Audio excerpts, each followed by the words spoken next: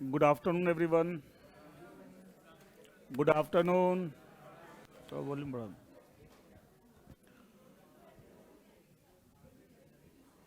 तो कल रिजल्ट आ रहा है। चलो विश हाँ, याद नहीं दिलाना। तो उससे क्या नहीं आएगा? हाँ, अच्छा। नहीं, तुम सब पास हो गए, देखना। चलो, wish you all the best for your result, ठीक है। एंड अच्छा ही होगा। क्या बोले, परसों पार्टी दोगे? पास तुम हो गए, पार्टी हम दें?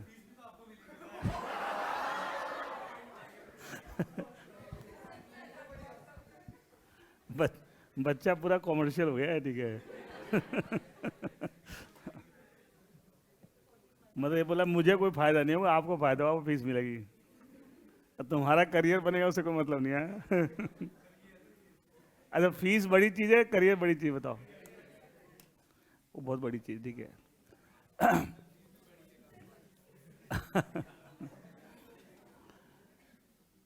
चलिए, तो हमारा टॉपिक जो चल रहा था that is the aids of interpretation, that is helping tools. और उसमें हमने एक पार्ट कंप्लीट कर लिया, that is the internal aids. We have discuss about all the internal aids. और हमने 10 इंटरनल एड डिस्कस किए थे। पहला वाला लॉन्ग टाइटल, जो full name of the act होता है। Number 2, that was the preamble, that defines the purpose और object of the entire act, ठीक है।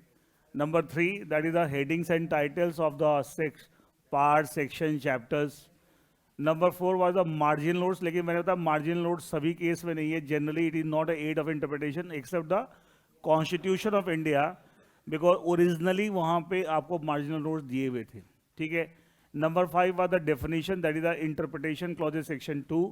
अच्छा, जो पहले 4 तीसरा मार्जिनल नोट्स का केस अलग है।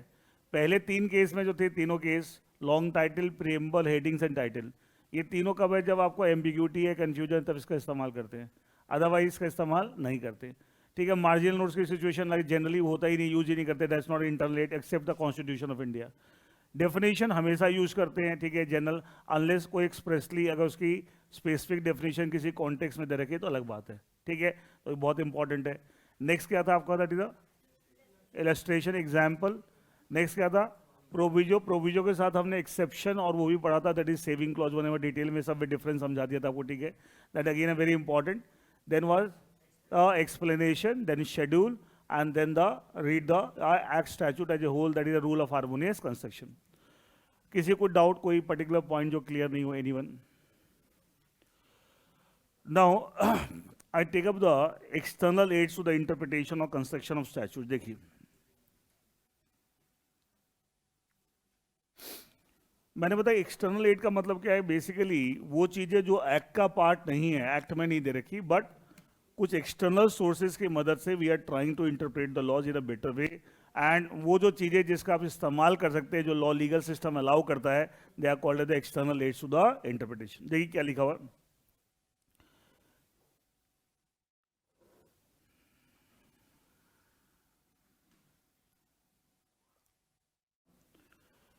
It's a society does not function in a void, everything done has its reason. मतलब कोई भी लॉ बनता है उसका कोई रीजन होता है, कोई बैकग्राउंड होती है, क्यों बनाया गया, कोई पर्पस, ठीक है। Everything done has its region, its background, the particular circumstances prevailing at that time and so on.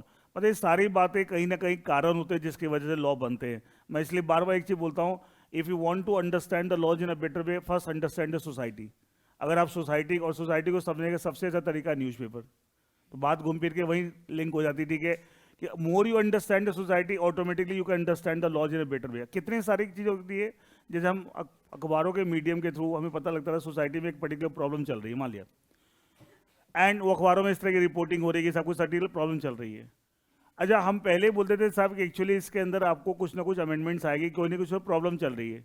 अच्छा, क्या उन सर्कमस्टांसों को ध्यान में रखते हुए legislature is doing the amendment? But question if I understand, अच्छा उन अमेंडमेंट्स को a person can appreciate, analyse better, who knows why that amendment has been brought in. Normally क्या होता है, लोग अमेंडमेंट पढ़ाते हैं, मैं देखा चेंजेस बताते हैं कि पहले ये था, अब ये था। उनसे बताइए चेंज क्यों आया? अच्छा, बिना कारण के चेंज आया हो गया?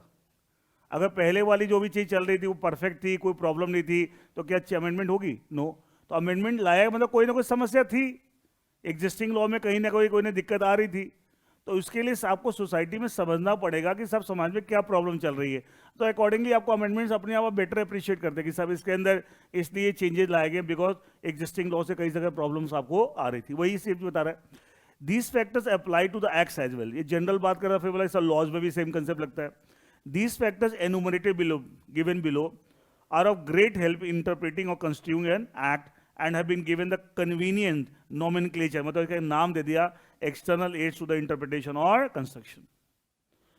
सबसे पहला आपका दे रखा है एक्सटर्नल एड्स में हिस्टोरिकल सेटिंग्स। हिस्टोरिकल सेटिंग का मतलब है इस आप बैकग्राउंड, सोसाइटी में क्या रीजन थे, क्या बैकग्राउंड था जिसकी वजह से लॉ बना। अगर आप इन सब चीजों, अच्छा ये सब चीजें एक्ट में लिखी होती है, नो, तो यू हैव टू अंडरस्टैंड कि when that law was made, what kind of scenario was there in the society, what kind of problem was prevalent in the society, to address that problem this law was made. तो अगर आप ये सब चीज़ समझते हैं और उसके बाद लॉ को आप इंटरप्रेट करते हैं, you will always interpret in a better way. Why? Because you understand कि सब किस लिए बना था, क्या पर्पस और क्या ऑब्जेक्टिव। अब वो पर्पस ऑब्जेक्टिव वहाँ तो नहीं लिखा हुआ, ओवरऑल आपको क्या समझना पड़ेगा इस आप पास्ट में क्या। मैं एक छोटा सा एग्जाम्पल देता हूँ and you will get more clarity. अब कंपनी लॉ में कंसेप्ट पढ़ोगे, जब शेयरहोल्डर्स और रेजोल्यूशन पास करते हैं, शेयरहोल्डर कोई भी डिसीजन लेते हैं तो डिसीजन लेने के लिए रेजोल्यूशन पास करते हैं। तो जनरली शेयरहोल्डर्स के जो डिसीजन होते हैं कहाँ होते हैं? जनरल मीटिंग में। तो कहते हैं general meeting in the meeting of the shareholders and there the shareholders take the decision by passing the resolution. Resolution एक तरीका है डिसीजन लेने का। अब एक कंसेप्ट आप पढ़ोगे कंपनी लॉ में, passing of resolution bye postal ballot. Passing of resolution bye postal ballot, इसमें क्या होता है, यहां भी शेयरहोल्डर रेजोल्यूशन पास कर रहा है लेकिन कोई मीटिंग नहीं हो रही, जनरल मीटिंग नहीं हो रही। जिस पर्टिकुलर प्रपोजल के ऊपर शेयरहोल्डर की अप्रूवल चाहिए उसके पूरे पेपर्स बन जाते हैं, पूरी डिटेल होती है कि साहब क्या प्रपोजल है, क्या करना चाह रहे हैं, और सारे शेयरहोल्डर को पेपर भेज जाते हैं। अच्छा, उनके रेस्पेक्टिव एड्रेसेस पे। अच्छा, साथ में एक आपको बैलेट पेपर होता है कि आप ये पढ़ लीजिए, और उसके बाद बैलेट पेपर पे, जैसे इलेक्शन में बैलेट पेपर होता है ना, बैलेट पेपर साथ में भेजा जाता है कंपनी की तरफ से, और इस बैलेट पेपर पे आप फेवर या अगेंस्ट उस मैटर के फेवर में वोट करना चाहते हैं। फेवर उसमें दोनों ऑप्शन बना होता है, अगेंस्ट को टिक कीजिए, फेवर वाले को टिक या अगेंस्ट साइन करके वो बैलेट पेपर वापस भेजिए। तो कंपनी क्या करेगी, जब सारे बैलेट पेपर आ जाएंगे, एक डेट डिसाइड होती है कि सब इस डेट तक जो आएंगे उसे कंसिडर करेंगे। कंपनी फिर देखते हैं कितने वोट फेवर में और कितने अगेंस्ट में, इसको बोलते हैं passing of resolution bye postal ballot. इसका मतलब क्या ऐसे कोई मीटिंग हुई? नहीं। अच्छा, ये कंसेप्ट शुरू में नहीं था, ये बहुत बाद में इंट्रोड्यूस हुआ। कंपनीज एक्ट तो बहुत पुराने, आप 2013 एक्ट, 1956 एक्ट है, बट 1956 एक्ट में भी कंसेप्ट नहीं था ये in the year 2000 companies act 1956 amendment से इंट्रोड्यूस हुआ था, और न्यू एक्ट में तो शुरू से ही है, ऑब्वियसली 2000 में इंट्रोड्यूस हो गया था।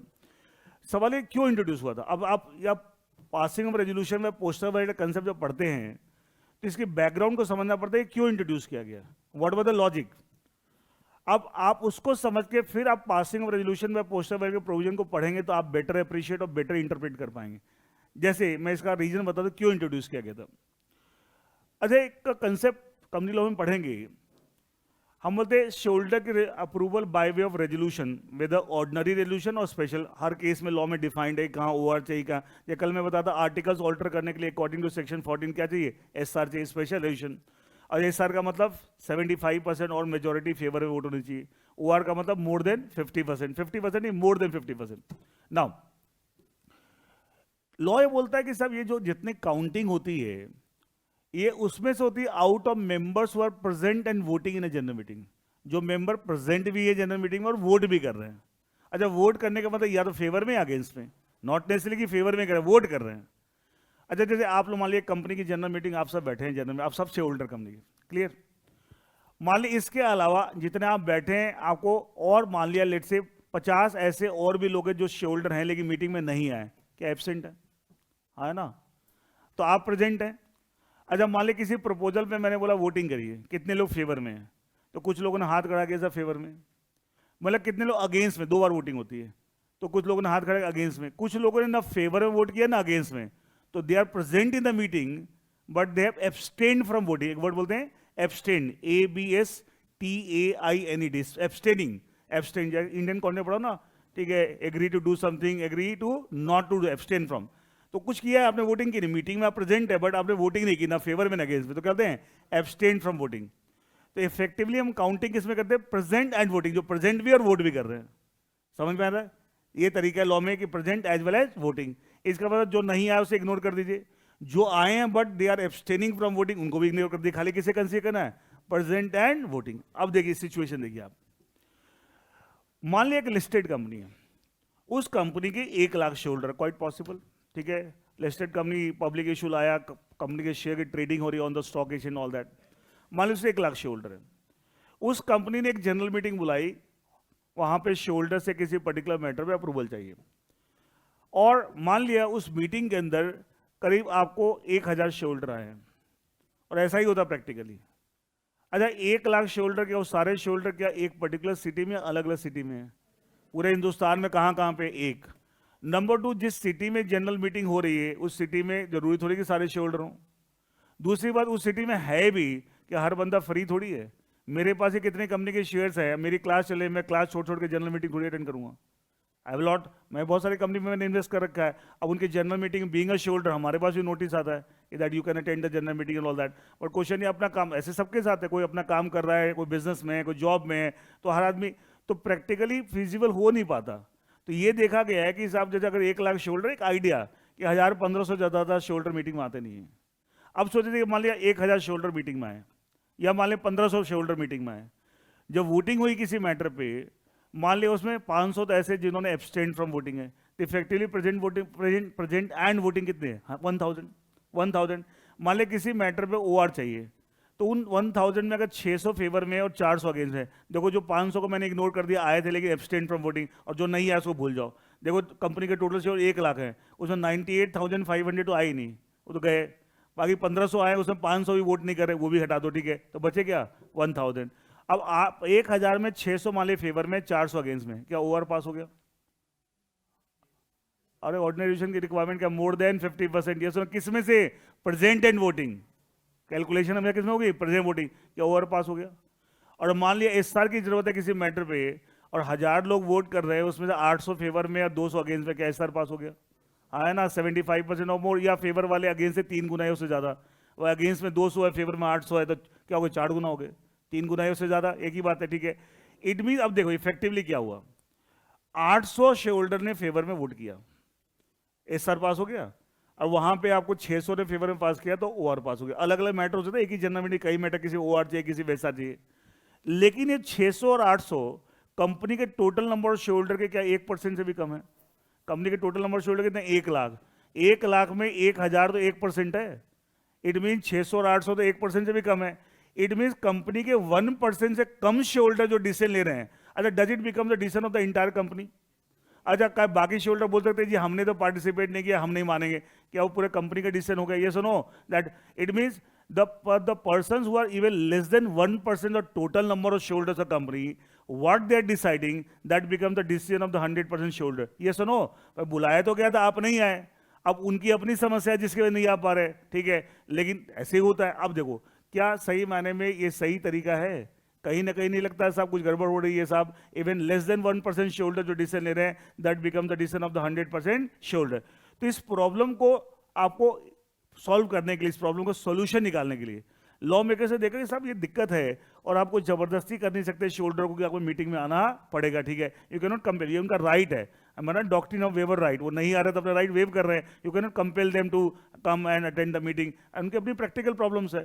तो ये सोचा गया कि भाई लोग आ नहीं पा रहे जिसकी वजह से voting participation by the share holder poor है, ठीक है, आपको participation by the share holder in the decision making process काफी कम है, क्यों आ नहीं पा रहे? बोला ये समस्या है, बोला आने की समस्या खत्म कर दो, वोट उसे घर पे भेज दो, समझ रहे हैं, वोट उसके घर पे भेज दो। क्या पोस्टल बैलेट में ऐसे होता है? अभी बताया था, पोस्टल बैलेट में क्या मीटिंग में आने की जरूरत है क्या? नो, आपको जिस मैटर पे वोटिंग करानी है उसके पेपर बना के सारे शेयर होल्डर भेज देते हैं, साथ में एक बैलेट पेपर भेज देते हैं, पढ़ लीजिए पूरा मैटर, और बैलेट पेपर में फेवर का कॉलम भी होता है, अगेंस्ट का भी, जो भी आप हैं पढ़ने के बाद आपका डिसीजन है उसमें टिक कीजिए, साइन कीजिए, वापस बैलेट पेपर भेजिए। तो यहाँ पे क्या आपको in order to exercise your voting right are you required to come to the general meeting? No, आप अपने घर बैठे वोटिंग राइट एक्सरसाइज कर रहे हैं। अच्छा जब इस तरीके से किसी मैटर में वोटिंग कराएंगे पोस्टल बैलेट से, तो क्या comparatively participation by the shoulder in the decision making process का इंप्रूव होगा? यस और नो? डेफिनेटली। कोई कुछ करना ही नहीं आपके घर में, लॉ ने तो इतनी तक फैसिलिटी दे दी है कि बैलेट पेपर आप जो वापस भेजोगे ना, उसका जो लिफाफा होगा, पोस्टेज का खर्चा होगा, वो भी कंपनी बेयर करेगी, वो भी खर्चा आपको बेयर करने। लिफाफा भी बन के आता है, मतलब बैलेट पेपर का एक लिफाफा, उस पर एड्रेस भी क्या रहेगा, ठीक है, उसकी पोस्टेज चार्जेज होते हैं ना, ये पोस्टल चार्ज, वो सब कंपनी बेयर करती है। अब वो कुछ नहीं करना, पढ़िए उसे, वॉलेट बैलेट पेपर पर टिक करिए, जो भी फेवर अगेंस्ट साइन कीजिए, put it in that envelope and send it. कुछ नहीं, आपको 1 रुपया खर्चा नहीं है। कितना कन्वीनियंट बना दिया। अच्छा, ऐसे करने से क्या पार्टिसिपेशन काफी इंप्रूव होगा? ये सुनो। एंड अब इतनी बैकग्राउंड समझने के बाद अगर हम ये समझे कि सर पोस्टल बैलेट क्या कंसेप्ट है, कि क्या हम पोस्टल बैलेट के प्रोविजन को बेटर अप्रिशिएट कर सकते हैं, बेटर इंटरप्रेट कर सकते हैं, लेकिन ये सब कुछ नहीं पता, हमने खाली रट लिया कि हाँ ये चीज होता है। इसलिए एक चीज बताओ, out of general meeting 2 methods, general meeting में रेजोल्यूशन पास होना और resolution passing by postal ballot, which one is more effective? Postal ballot. इसीलिए कितनी जगह आपको जो इंपॉर्टेंट मैटर्स हैं मैंडेटरी कर रखा कंपनी एक्ट में कि साहब इस पे मैटर पे वोटिंग रेजोल्यूशन पोस्टल बैलेट से ही पास होगा, जनरल मीटिंग में नहीं पास कर सकते आप। क्यों कर रखा? अब ये लॉजिक समझना पड़ेगा, दैट इज मोर इफेक्टिव। तो law is compelling use the more effective method because a very important math, it is a very important matter to be decided by shareholder, तो use only the more effective method. Which one is more effective? By postal ballot. तो कई जगह law में mandatory कर रखा है कि so and so matter पे शोल्डर का रेजोल्यूशन पोस्टल बैलेट से पास होगा, मीटिंग में पास आप नहीं कर सकते, ठीक है। तो लॉजिक, अब इतनी सारी चीज समझने का लिंक करते फिर क्या, you can appreciate the provision the better way. अब एक बच्चे से मैंने ऐसे पूछा, मैं बेटा कंपनी लो पढ़ रखा हूँ, हाँ। अब क्या पढ़ रखा होता, ठीक है, तो मैंने पोस्टल बैलेट कंसेप्ट पढ़ा, हाँ। मैं कहा ये कंसेप्ट का लॉजिक क्या है? सर कुछ नहीं सर, मीटिंग बहुत महंगी पड़ती है इसलिए पोस्टल बैलेट सस्ता पड़ता है, इसलिए हो गया, ठीक है। ये पढ़ रखा है, पास भी हो रखे हैं, ठीक है। कुछ पता है एक्चुअली क्या आता है, बस पूरा वो कंटेंट खाली पढ़ते हैं कि पोस्टल बैलेट ये प्रोविजन ये, पर क्वेश्चन, आप पूरी बैकग्राउंड को समझेंगे तो आप बहुत अच्छे चीज़ों को फिर इंटरप्रेट करते हैं, फिर क्यों लॉ ने कुछ जगह mandatory, this is more effective. अच्छा, ये समस्या जो मैंने पूरी कैलकुलेशन करके दिखाई थी, 1 लाख शोल्डर है, क्या समस्या आपको क्या उन कंपनी में जिनके शोल्डर बहुत ज़्यादा है? अच्छा, मान लो एक कंपनी है जिसका टोटल शोल्डर ही 10 है, 10 में से मीटिंग में 5 आ गए, 6 आ गए, इतनी समस्या नहीं है ना। लेकिन जिनके शोल्डर बहुत ज़्यादा हैं, क्या समस्या वहाँ ज़्यादा है? इसे देखना, पोस्टल बैलेट कंसेप्ट ही उन्हीं कंपनी के लिए जिनके शोल्डर ज़्यादा है, लिखा सब जिसका मोर देन 200 शोल्डर है उन्हीं कंपनी के लिए, and not for the company. Private तो सारी एक्सक्लूड हो गई, प्राइवेट के तो मैक्सिमम मेंबर ही कितने हो सकते हैं, 200, ठीक है। तो only public company having the number of members more than 200, उन्हीं के लिए कंसेप्ट है, मतलब बाकी कंपनीज के लिए कंसेप्ट ही नहीं है। क्यों? वहाँ ये समस्या नहीं है। अब इतनी बातें सबको पता हो तो हर चीज़ को समझ सकता है, अप्रिशिएट कर सकता है कि एग्जैक्टली क्यों ये सब चीज़ें लिखी हुई हैं, इसके पीछे क्या कहानी है, क्या लॉजिक है। I hope this is clear everyone, ठीक है। देखिए, अच्छा, वो ये बोला कि the history of the external circumstances which led to the enactment, मतलब क्या एक्सटर्नल सर्कमस्टांस, क्या फैक्टर्स थे जिसकी वजह से लॉ बना। जब पोस्टल बैलेट का प्रोविजन आया तो क्या कारण थे? In the enactment in question, मतलब जिस एक्ट की आप इंटरप्रिटेशन करें, जिस प्रोविजन की, is of much significance in construing the, मतलब किसी भी इनैक्टमेंट को, स्टैट्यूट को, प्रोविजन को आप इंटरप्रेट कर रहे हैं, कंस्ट्रक्ट कर रहे हैं, तो क्या कारण से बना, क्या बैकग्राउंड था, ये सब चीज़ को आप जानते हैं तो आप बहुत अच्छे से इंटरप्रेट कर सकते हैं। We have for this purpose to take help from all those external historical facts which are necessary in the understanding and comprehension of the subject matter and the scope and object of the enactment. अच्छा, history in general, history मतलब overall past, कि क्यों law बना, क्या नहीं होने से क्या समस्या आ रही थी, दैट इज हिस्ट्री, पास्ट, ठीक है, पास्ट बैकग्राउंड, ठीक है। अच्छा, तो पास्ट को हम समझ रहे हैं, वो हिस्टोरिकल फैक्ट, इसको हम हिस्ट्री जो लिखा ना, इसको एज ए हिस्टोरिकल सेटिंग यहाँ लिख सकते, हिस्टोरिकल फैक्ट्स, ये भी लिख लीजिए, historical facts and circumstances, historical facts and circumstances, historical facts and circumstances। अच्छा, मान लिया अगर कोई यूनियन लिस्ट के मैटर पे लॉ बन रहा है, पार्लियामेंट ने बनाया हुआ, तो पार्लियामेंट में क्या लॉ बनते समय बहुत सारे डिस्कशन और डिबेट्स होते हैं, तो क्या वो डिस्कशन डिबेट्स एक्ट का पार्ट है, वो सेपरेट चीज है, लेकिन उसका रिकॉर्ड होता है। अगर आप लोकसभा के अंदर जितने भी मैटर पे डिस्कशन होती है, राज्यसभा में, सबका रिकॉर्ड, उसके मिनट समझते हो, कोई भी चीज़ अगर डिस्कस हुई है उसके हम रिकॉर्ड बनाते हैं तो उसके मिनट्स होते हैं, वो हम रेफर कर सकते हैं, ठीक है। जैसे मैं कल बता रहा था ना, एक कंपनी लोग एक बहुत हाई लेवल की बुक आती है रमैया की, तो रमैया की बुक में पढ़ दो ना साहब, कई सारे सेक्शन की इंटरप्रिटेशन में यही तो दिया रहता है कि सब पार्लियामेंट में लॉ बनते समय लोकसभा में इस एमपी ने ये बोला था, फिर आपको इस एमपी ने ये बोला, ये सब तक भी लिखा होता है उसमें।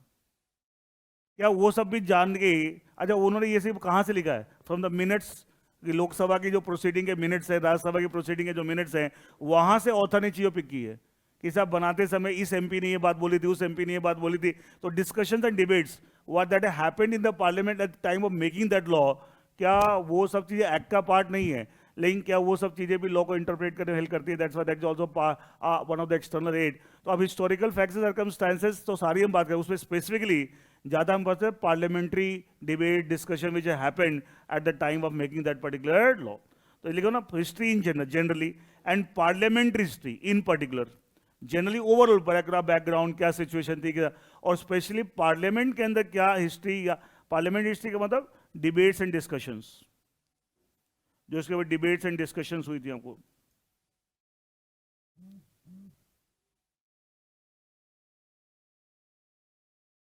आपको पता है एक टीवी पे एक पूरा चैनल ही लोकसभा चैनल, हाँ संसद का, लोकसभा का भी चैनल, राज्यसभा, और डायरेक्ट लाइव टेलीकास्ट होता है।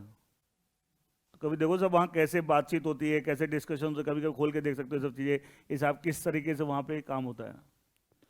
Is a history in general and parliamentary history in particular, ancient statutes, contemporary or the authentic works and writing, all are relevant interpreting and construing an act. And मतलब overall, generally overall background, historical facts और specially parliament के अंदर जो discussion debates हुई, इन सबको हम consider करना चाहिए, and that is one of the external aid of interpretation of statutes. Is that clear? बहुत सारी चीजें, जैसे एक छोटा सा एग्जांपल देता हूँ, और इनकम टैक्स एक्ट में आप एक प्रोविजन पढ़ोगे, इनकम टैक्स मेरा एरिया नहीं, खाली एग्जाम्पल के बता रहा हूँ, कि सब कोई किसी को गिफ्ट दे रहा है, अच्छा गिफ्ट कैश में भी हो सकता है, तो कोई किसी को गिफ्ट दे रहा है तो गिफ्ट सिर्फ सर्टेन रिलेटेड लोग में अलाउड है। अगर आप अनरिलेटेड लोग में दोगे ना तो वो फिर लोन हो जाएगा, वो क्या हो जाएगा, लोन हो जाएगा। मतलब ए ने बी को मान लो कोई 5 लाख रुपए अपने अकाउंट से उसके अकाउंट में ट्रांसफर कर दिए, तो गिफ्ट दिखा सकते हो। अच्छा गिफ्ट में क्या, उसका क्या कारण क्या बताता हूँ आपको, ठीक है? अच्छा गिफ्ट किसी को हमने को दे दिया तो क्या वो वापस आता है? नहीं, वो वापस थोड़ी आता है, वो तो दूसरे की चीज हो गई। लेकिन लोन में क्या होता है, वो वापस भी आएगा, वो तो आउटस्टैंडिंग हो गया ना बेसिकली।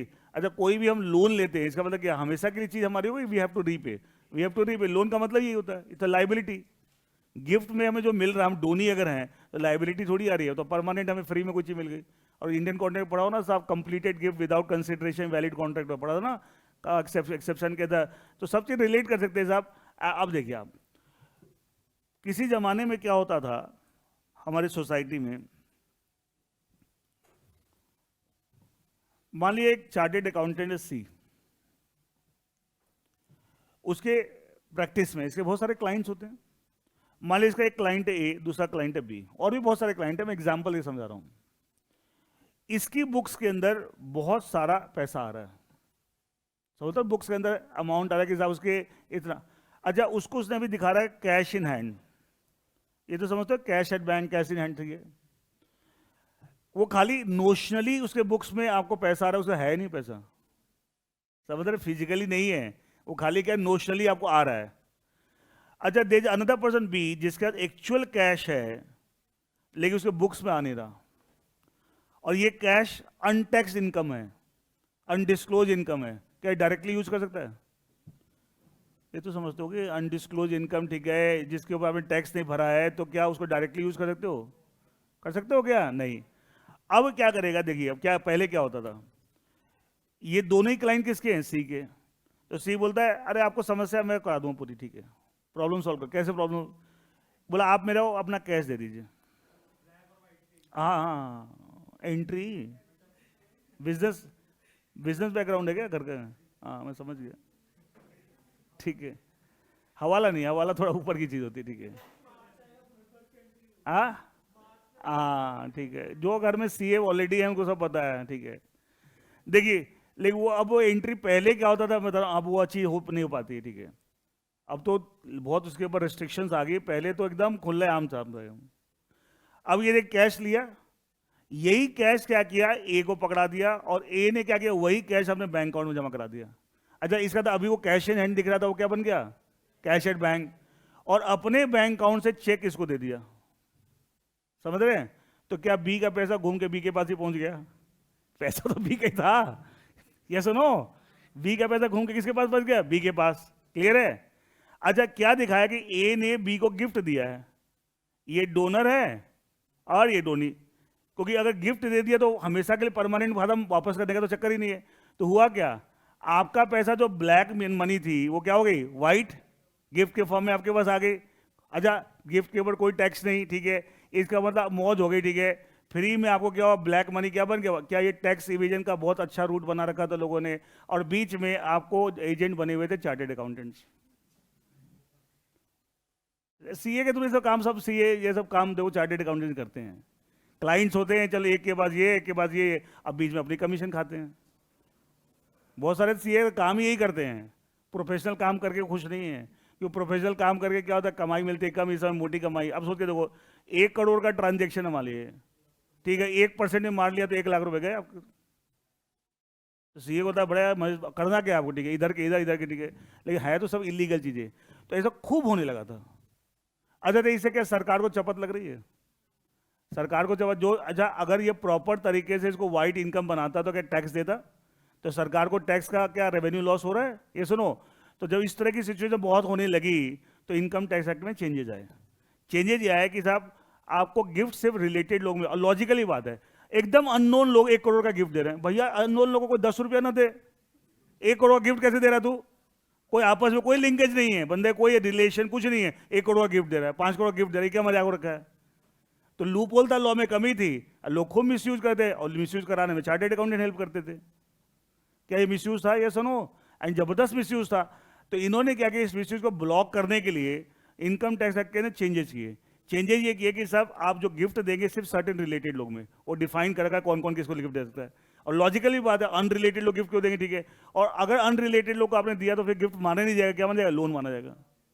तो बताइए क्या ये रास्ता, अब ये जो अमेंडमेंट के बाद जो सिचुएशन बनी, आप डायरेक्ट तो प्रोविजन पढ़ लो कि हाँ बेटा रिलेटेड पार्टी में इनमें ही अलाउड है गिफ्ट, ठीक है, लेकिन क्यों नहीं अलाउड है बाकी में? ये सारी कहानी समझने के बाद फिर आप उसी को समझे क्यों अनरिलेटेड लोगों में मना कर रखा है, और पहले नहीं मना था तो क्या प्रॉब्लम हो रही थी, क्या सब जानने के बाद अब वो पढ़ेंगे सब क्यों अनरिलेटेड लोग मना कर रखा है।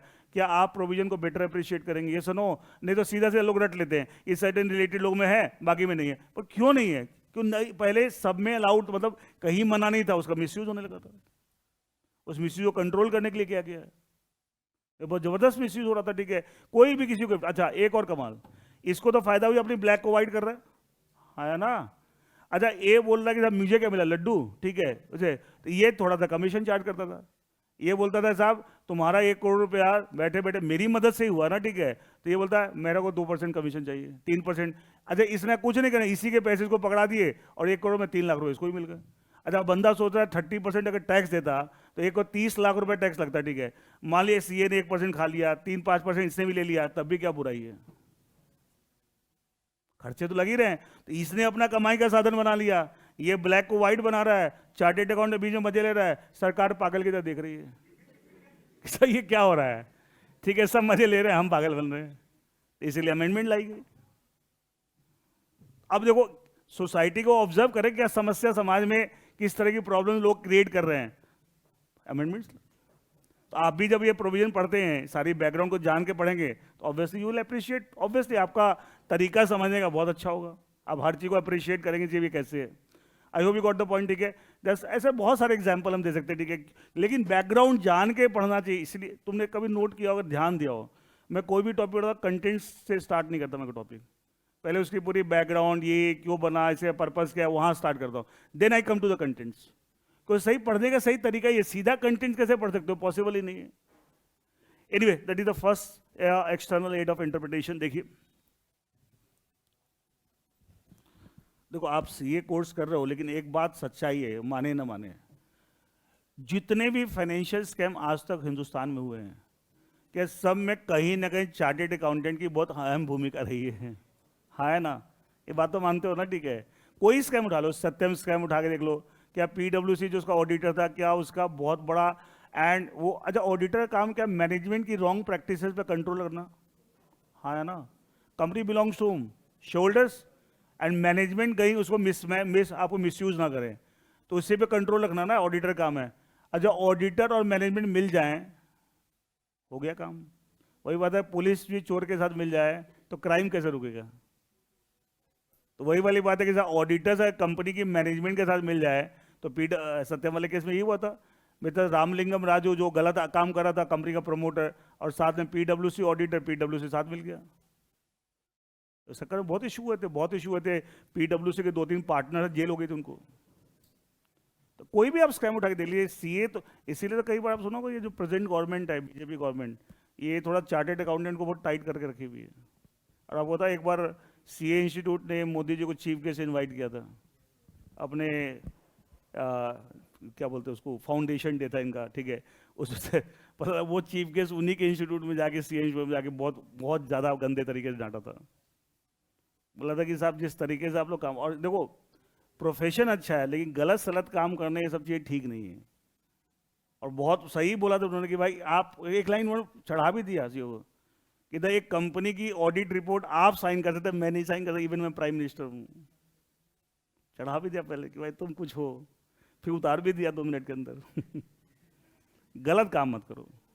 और ये है सच्चाई कि साहब ये गलत सलत काम, और बहुत लोगों ने इसमें बड़ा, कोई क्या था, कमाई बहुत मोटी है, कमाई क्या है बहुत मोटी। बहुत जगह आप देखो, बोलोगे साहब मैं इनकम टैक्स की प्रैक्टिस करता हूँ, कैसे मिलेगा इनकम टैक्स, बोलना नहीं था क्लास में, वो इनकम टैक्स के डिपार्टमेंट में दलाली करता है वो। हाँ सच्चाई है, जाके देख लेना, कोई प्रैक्टिस नहीं करता वो, उसको इनकम टैक्स का ABCD भी नहीं आता। जाके देख लेना वो क्या करते हैं, सेटिंग बना रखी है, इस ऑफिसर को जानते हैं, उसको किसी को केस फंस गया, क्लाइंट को बोला भाई इतने पैसे लगेंगे, उसमें से आधे अपने खा लिए, आधे पकड़ा दिए, ठीक है यही काम है। अब बड़ी कमाई है। बहुत लोग यही प्रैक्टिस, और कुछ प्रैक्टिस कुछ नहीं है, कुछ नहीं करते वो, ठीक है, बट गलत है सब अनफेयर मीन्स है, अनफेयर तरीके। और कई लोग तो लिमिट से क्रॉस कर रखी है, कई तो ऐसे भी हैं, ये सब इसलिए बता रहा हूँ कि आपको पता होना चाहिए कि सब लोग क्या क्या गलत काम करते हैं, ठीक है। कई का आपको चार्टेड अकाउंटेंट्स, कंपनी सेक्रेटरी अपने क्लाइंट के यहाँ से क्लाइंट के अगेंस्ट आपको रेगुलेटर के साथ मिलके खुद रेट डलवाते हैं। ऐसे केसेस हैं, ऐसे केसेस हुए हैं। अगर कोई कंपनी सेक्रेटरी है, क्या ROC, ministry of corporate affairs में लोगों को जानता ही होगा, आना जाना रहता है, कंपनी सेक्रेटरी काम दिन भर जाने, कोई भी chartered account income tax department लोगों को जानता है, आना जाना रहता है। किसी जान पहचान दोस्ती हो गई, क्लाइंट के खुद रेट करवाते हैं। फिर क्या, क्लाइंट भागा भागा सीए के बाद में बचाओ क्या करें, ठीक है। अब वो क्या करे, आपको बोले इतने पैसे लगेंगे, अच्छा लगेंगे क्या, वो पैसे लेके दोनों मिल बांट लिए, ठीक है, वो तो सारा प्री प्लान था, सारा क्या था क्या ये चीज देखा, फ्रॉड नहीं हो रहा है, कितनी गलत चीज़ें हैं। तो ऐसे मैं नहीं, सारे ऐसा करते हैं, लेकिन कुछ लोग ऐसे भी हैं जो ये भी काम करते हैं, बहुत ही गलत चीज़ है। क्लाइंट को तो मैं हमेशा तो, अगर आपको फीस ज़्यादा चाहिए तो आप अच्छी सर्विस दो, क्लाइंट को बोलो मेरी फीस तो ये है, लेकिन गलत तरीके से कमा पैसे, ये सब प्रोफेशनल्स को, फिर तो आप एक जनरली जो चीट होते हैं, फ्रॉडस्टर होते हैं, फिर उसमें और एक प्रोफेशनल में क्या फर्क रह गया, लेकिन कर रहे हैं लोग। एनीवे देखिए, second is that is the consolidating statute and the previous law. कई बार क्या होता है कि पहले बहुत सारे एक्ट्स हैं, उनको अबॉलिश करके कंसोलिडेट करके नया एक्ट बना दिया। तो अगर ऐसा है तो जो नया एक्ट है which has consolidated the number of previous laws, अगर हम वो नए लॉ को इंटरप्रेट कर रहे हैं तो क्या जिन लॉज को उसने कंसोलिडेट किया है, क्या उनको ही हेल्प ले सकते हैं for interpreting the new law, for interpreting the new law? Yes no? जैसे मैं आपको एक, ये आप CA फाइनल पढ़ेंगे, एक लॉ आप है insolvency and bankruptcy code, IBC बोलते हैं, 2016, रिसेंट है, बहुत नया है। इंसॉल्वेंसी एंड बैंक्रप्सी कोड, इसकी चर्चा आजकल अखबारों में बहुत आती है। सुना हो भाई, इंसॉल्वेंसी में वो कंपनी चली गई NCLT के पास एंड ऑल दैट, ठीक है, तो ये इसी लॉ के अकॉर्डिंगली होता है। ये आप CA फाइनल में पढ़ेंगे, इंसॉल्वेंसी एंड बैंक्रप्सी कोड 2016। अच्छा, ये लॉ का जब आप प्रीएम्बल पढ़ोगे तो इसमें दे रखा है या कि साहब पहले कम से कम आपको 6-7 लॉज अलग अलग थे, उनको कंसोलिडेट करके नया लॉ बना है, वो सारे हटा दिए, ठीक है, उसकी जगह ये बना दिया, उसको कंसोलिडेट कर दिया, ठीक है।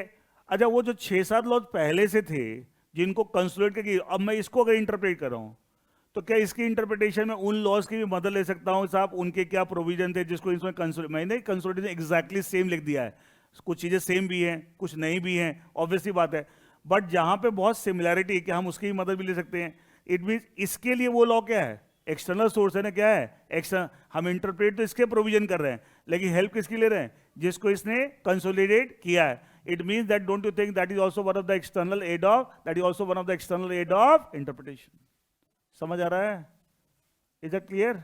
तो ऐसे बहुत सारे तो देखना पड़ेगा, कंसोलिडेट किया है पहले के बहुत सारे लॉज को, तो जिनको किया है हम उसकी भी मदद ले सकते हैं, उनके प्रोविजन से भी इस प्रोविजन को समझने में हमें हेल्प ले सकते हैं. Is that clear? तो इसमें कुछ खास टेक्निकल नहीं देखिए आपको.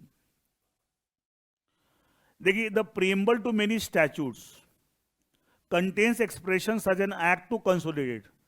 जो एक्ट का जो प्रीएम्बल होता है उसके स्टैट्यूट में लिखा रहता है कि this act is to consolidate. जैसे आईबीसी जो है उसके प्रीएम्बल में लिखा हुआ है this act is to consolidate so many, और लॉज के नाम के इन लॉज को कंसोलिडेट किए. द प्रीवियस लॉज उनके नाम होंगे कि इन सब इन लॉज को कंसोलिडेट करने के लॉ बनाया गया. इन such a case the courts में stick to the presumption that it is not intended to alter the law. मतलब पहले वाले लॉज और ये लॉ ऑलमोस्ट सेम है, ठीक है, तो हम नए लॉ को इंटरप्रेट करने में क्या पुराने लॉ की मदद ले सकते हैं. They may solve doubtful points in the statute with the head of such presumption in intention rejecting the literal. कई बार literal construction में clarity नहीं आ रही, तो हम we can take the help of. देखो ये सारी चीजें कब जरूरत पड़ती है, जब आपको literal meaning is not clear या literal का कुछ ambiguity है, कुछ confusion है, then we have to take the help of various aids of interpretation. Next is uses. Uses के साथ एक चीज लिखिए, customs and practices. यूसेज भी बोलते हैं कस्टम्स एंड प्रैक्टिसेस.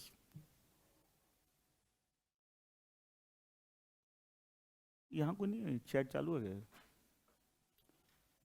यूसेज और कस्टम्स एंड प्रैक्टिसेस एक ही बात है. कई बार क्या होता है, आप किसी एक्ट के प्रोविजन को इंटरप्रेट कर रहे हैं, लिटरल मीनिंग कुछ और है, लेकिन वो लिटरल मीनिंग को प्रैक्टिकली अप्लाई करने में दिक्कत आ रही है, जेन्युइन डिफिकल्टीज है, जेन्युइन डिफिकल्टीज आती है. इसलिए कई बार उसको कल आपको फॉलो अलग तरीके से एक प्रैक्टिस डेवलप हो जाती है कि सब लिखा हुआ ये है लेकिन हम फॉलो ये कर रहे हैं. क्यों? जो लिखा हुआ उसको प्रैक्टिकली फॉलो करने में जेन्युइन डिफिकल्टीज आती है. तो कह सकते हैं कि यूसेज बन जाता है, कस्टम बन जाता है कि साहब we follow this particular law in this particular manner.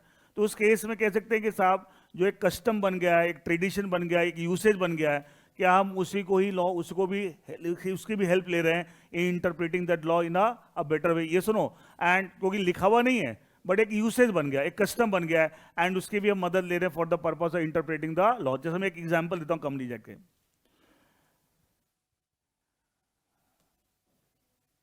Yes, एक बच्चे ने लिखा था जीएसटी भी कंसोलिडेटिंग लॉ. यस, हम जानते हैं पहले गुड्स पे अलग टैक्स था, गुड्स के ऊपर आप जानते हैं प्रोडक्शन ऑफ गुड्स के ऊपर एक्साइज ड्यूटी होती थी, ठीक है, सर्विसेज पर सर्विस टैक्स होता था.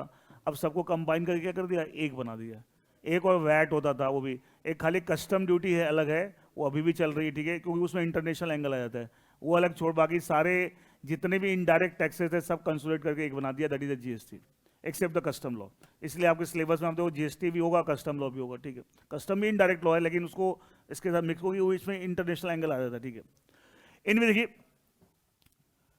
एक कंसेप्ट होता है charge. Charge mean security. Charge का मतलब क्या होता है, सिक्योरिटी. आप पढ़ोगे कंपनी लॉ में, आपके सिलेबस में है. अच्छा बताइए, कभी भी कोई बोरिंग करता है और अगर बोरिंग सिक्योर्ड बोरिंग है तो क्या बोरोवर अपनी प्रॉपर्टी पे सिक्योरिटी क्रिएट करेगा इन फेवर ऑफ लेंडर? हाँ या ना? अच्छा, अगर सेम अगर कंपनी कोई बोरिंग करती है और सिक्योर्ड बोरिंग है, will the company create some security in favour of the lender? Yes और नो? अगर कंपनी को मान ली कंपनी किसी बैंक से लोन ले रही है और सिक्योर्ड लोन है, तो company as a borrower will it create some security on its property in favour of the bank? Bank is the lender.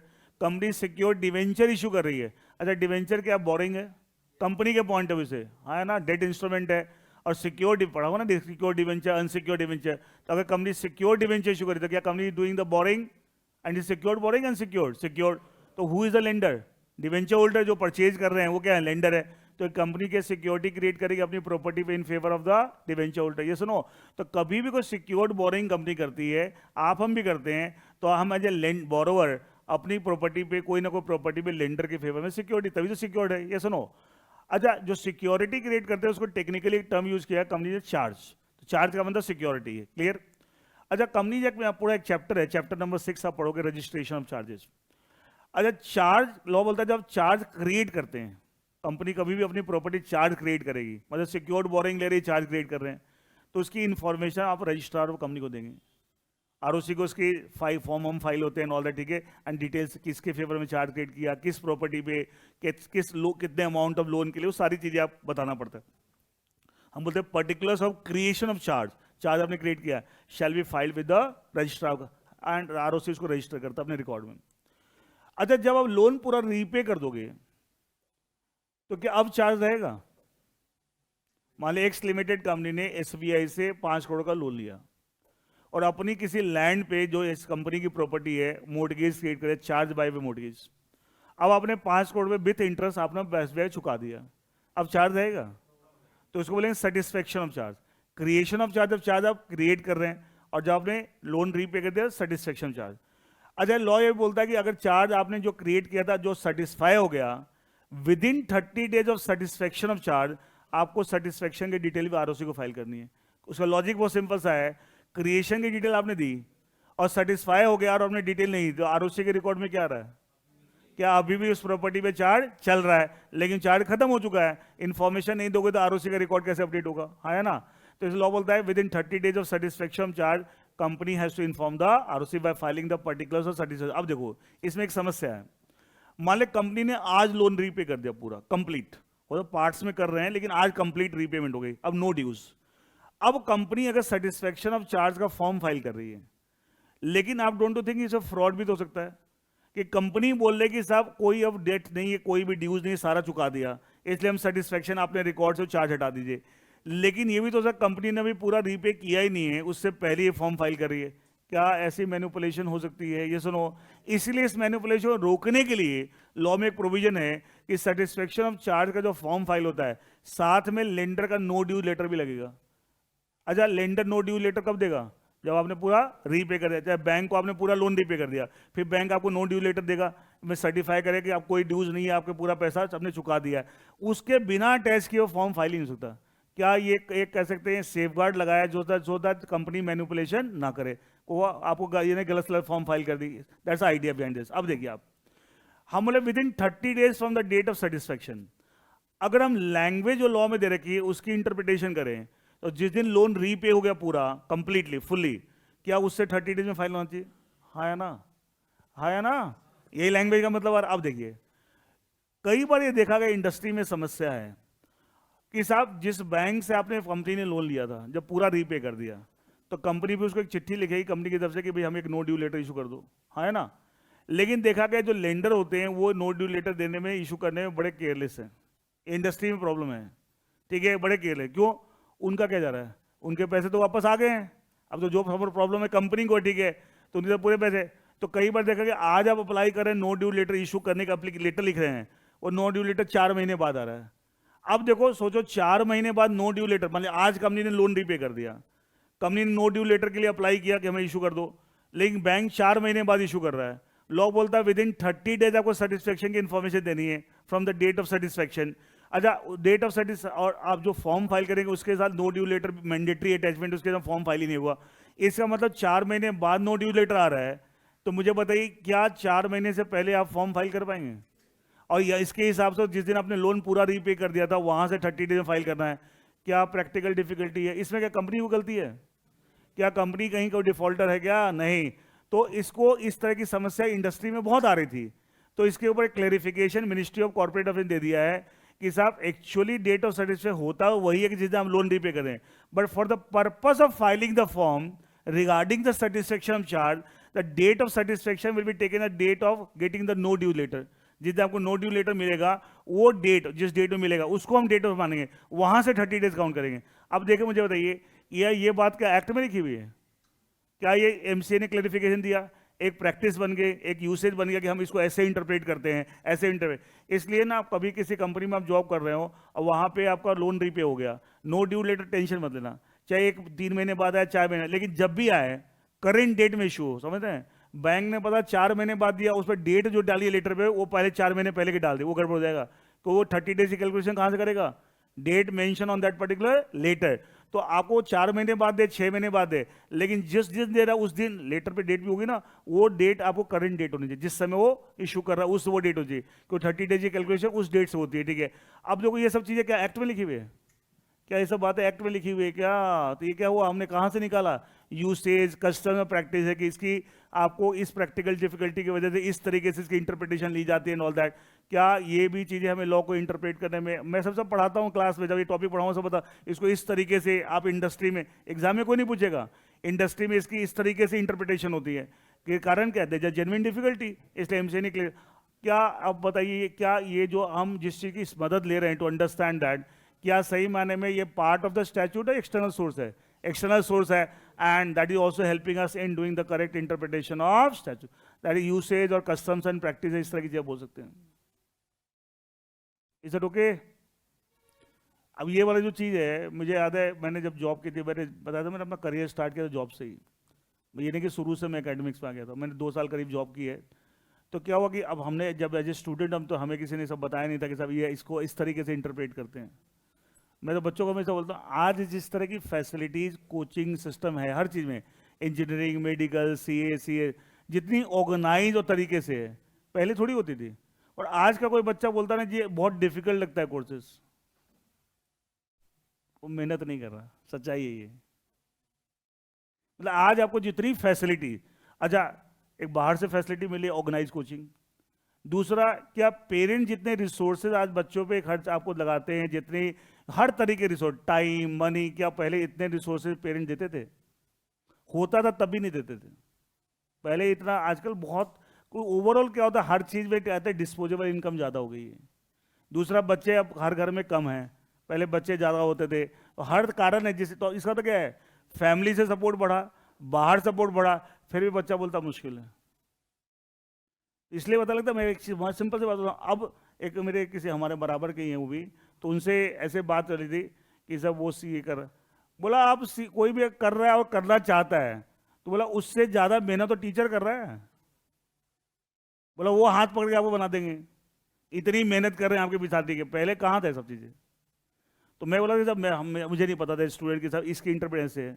तो मैं जो जॉब कर रहा, मेरी कंपनी में कई ऐसे केस थे कि सब पूरा लोन रीपे हो गया था, लेकिन उसके सेटिस्फेक्शन ऑफ चार्ज के फॉर्म ही नहीं फाइल हो रखे थे। तो मैं घबरा गया, सब डिफॉल्ट्स हो रखे हैं।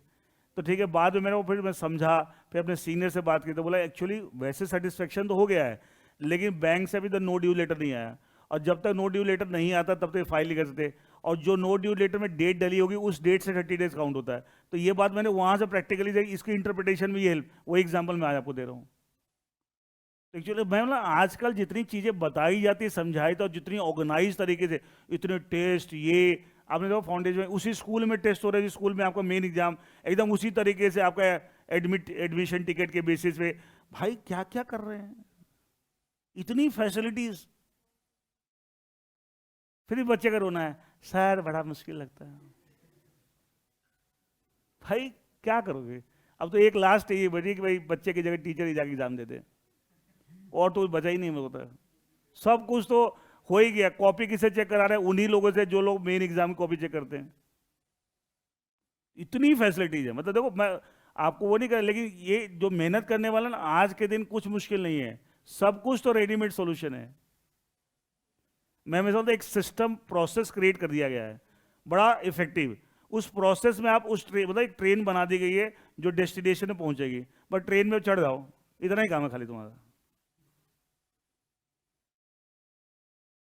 मतलब एक प्रोसेस बना दिया, प्रोसेस को फॉलो करो, खत्म, इतना काम करो। जो बच्चा रेगुलर क्लास करता है, रेगुलर रिवाइज करता है, रेगुलर टेस्ट देता है, सारे मॉक टेस्ट देता है, वो 100% पास हो जाएगा। प्रोसेस इतना तगड़ा बना दिया कि ठीक है, कुछ बचा ही नहीं है। आपसे ज़्यादा टेंशन तो हम टीचर्स को होती है कि भाई ये आ गया, सी इंस्टीट्यूट ने ये नोटिफिकेशन निकाल दिया, ये एमटीपी निकाल दी, ये आरटीपी, सब कुछ हम ध्यान रखते हैं और सब कुछ करके बताते, ठीक है। पहले कहाँ, सबसे अपने आप ही करते रहो। इंस्टीट्यूट भी पहले इतना नहीं करते थे, आजकल इंस्टीट्यूट जो देखा ना, मॉक टेस्ट पेपर इंस्टीट्यूट के भी तो आते हैं, पहले कहाँ होते, कुछ नहीं होता था। ये भी तो ऑर्गेनाइज हुए, इंस्टीट्यूट भी तो ऑर्गेनाइज हुए हैं, CSC इंस्टीट्यूट आपको। एनीवे देखिए, I think this is clear to everyone. देखिए क्या लिखा हुआ, usage also sometime taken into, मतलब किस तरीके से उस लॉ को प्रैक्टिकली यूज किया जा रहा है। Usage also sometime taken into consideration in construing an act, the acts done under statute provide quite often the key to the statute itself. It is well known that where the meaning of the language statute is doubtful. अब वहाँ पर doubtful हो गया तो 30 days कहाँ से count करें, मेरे पास नो ड्यू लेटर नहीं है. Then usage how that language has been interpreted. क्या वो 30 days of the date of satisfaction, 30 days date of certificate क्या लेते हैं, date of mention on the no due letter, mention the you say how that language has been interpreted and acted upon over a long period में determine its true meaning. Practically हम देख रहे हैं industry में कि over a long period इसका meaning हम इस तरह के निकाल रहे हैं, तो क्या वो आपको इंटरप्रिटेशन करने में हेल्प कर रहा है. अच्छा, कई बार एग्जाम में ये आता है, कई बार राइट अ शॉर्ट नोट और यूसेज और कस्टम प्रैक्टिस है. उसमें ये तो आपको लिखना ही है जो मैंने बताया. साथ में लिख लीजिए, यहीं पे भूल जाओ, साथ में आपको कंटेम्प्रोनिया एक्सपोजिटा भी लिखना है. क्या one of the rules of interpretation बताया था, सेकेंडरी रूल्स बताया था, क्या हो गया. ये देखो बच्चे बोले पढ़ना स्टार्ट नहीं किया. ये रहा, मिल गया डॉक्ट्रिन ऑफ कंटेम्प्रोरी एक्सपोजिटा, ये भी साथ में डिस्कस करना है. तो एग्जाम में कई बार क्वेश्चन ऐसा आता है right a short note usage और कस्टम्स एंड प्रैक्टिस है, तो जो वहां दे रखा वो तो डिस्कस करना है, साथ में भी डिस्कस करना है. डॉक्ट्रिन ऑफ कंटेम्प्रोरी एक्सपोजिटिया,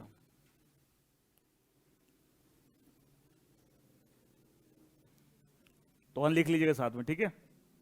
चलें आगे.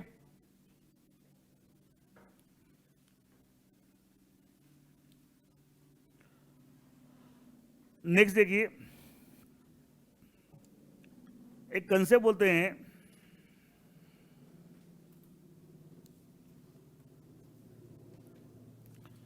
स्टैट्यूट्स परिमटेरिया. परिमटेरिया इज अ लैटिन टर्म, इसका मतलब similar in nature. Similar in nature, परिमटेरिया इज लैटिन टर्म, इसका मतलब सिमिलर इन नेचर. स्टैट्यूट्स परिमटेरिया, सिमिलर इन नेचर. अच्छा एक चीज बताओ, एक तरफ मैं लिखता हूं इंडियन कॉन्ट्रैक्ट एक्ट 1872, एक तरफ लिखता हूं सेल ऑफ गुड्स एक्ट 1930. क्या दोनों स्टैट्यूट परिमटेरिया हैं?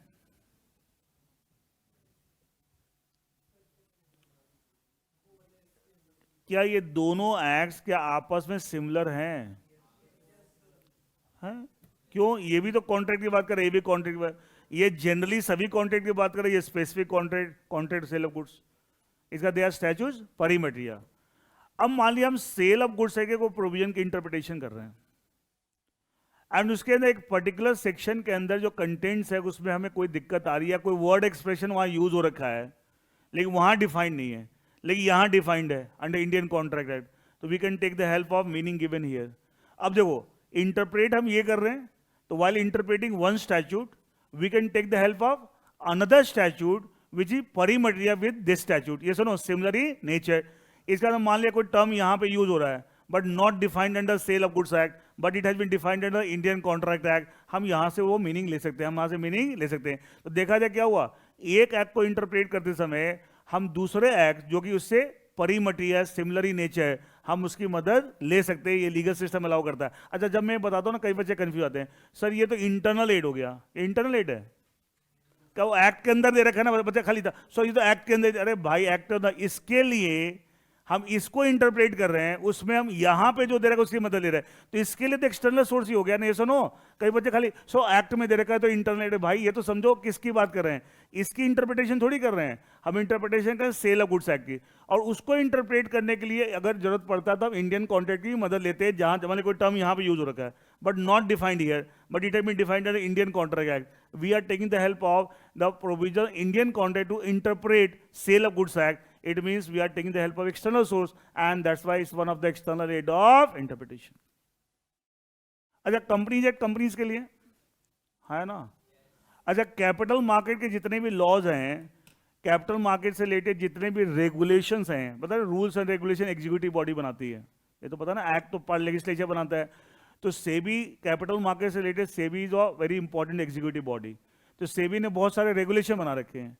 अच्छा वो भी तो कंपनीज के लिए, जो कंपनी पब्लिक इशू लाया है, जिसके शेयर की ट्रेडिंग हो रही है on the stock exchange already, ये सुनो वो भी तो कंपनीज के लिए. और कंपनी ये किसके लिए? कंपनी के लिए। इसका मतलब कि कंपनी एक्ट और जितने भी सेबी के रेगुलेशन है, क्या वो आपको परी मटेरियल लॉज है ना? तो कई बार क्या होता है, हम आपको सेबी के रेगुलेशन में पढ़ रहे हैं, वहां पे कई टर्म यूज होते हैं बट वहां डिफाइंड नहीं है, but they are defined in companies act, we take that meaning. पढ़ाते हैं, बोलता बेटा यहाँ से मीनिंग क्यों लिया, चुप हो जाते बच्चे, because our legal system allowed that is one of the external aid of interpretation. It means when we are interpreting one law and there is some term expression have used but not defined there, we can take the help of some another act which is pari materia with this act in interpreting that that law. That's why this is also one of the internal aid of interpretation. Is that clear? क्या होता है, सुस्त क्यों इतने, result की tension में हो क्या? तो फिर बात थक गया। अच्छा हाँ, अच्छा कॉफी पीना भूल गया, इस उम्र में इतनी डिपेंडेंसी। ये तो 60-70 साल वाले बोलते अच्छा लगता है। हाँ, भविष्य को अंधकार में मत धकेलो भाई। मैं कहा भविष्य को अंधकार में मत धकेलो। हाँ अच्छा अच्छा, ये बोलता we don't take the responsibility for this spoiled brat.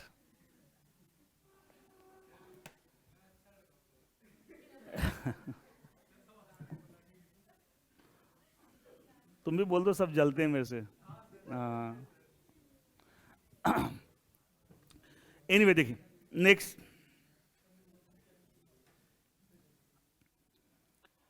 Early ये मैंने बता दिया आपको, द स्टैच्यूट परी मटिया। देखिए नेक्स्ट इज डिक्शनरी, इसमें कुछ बताने की होता है।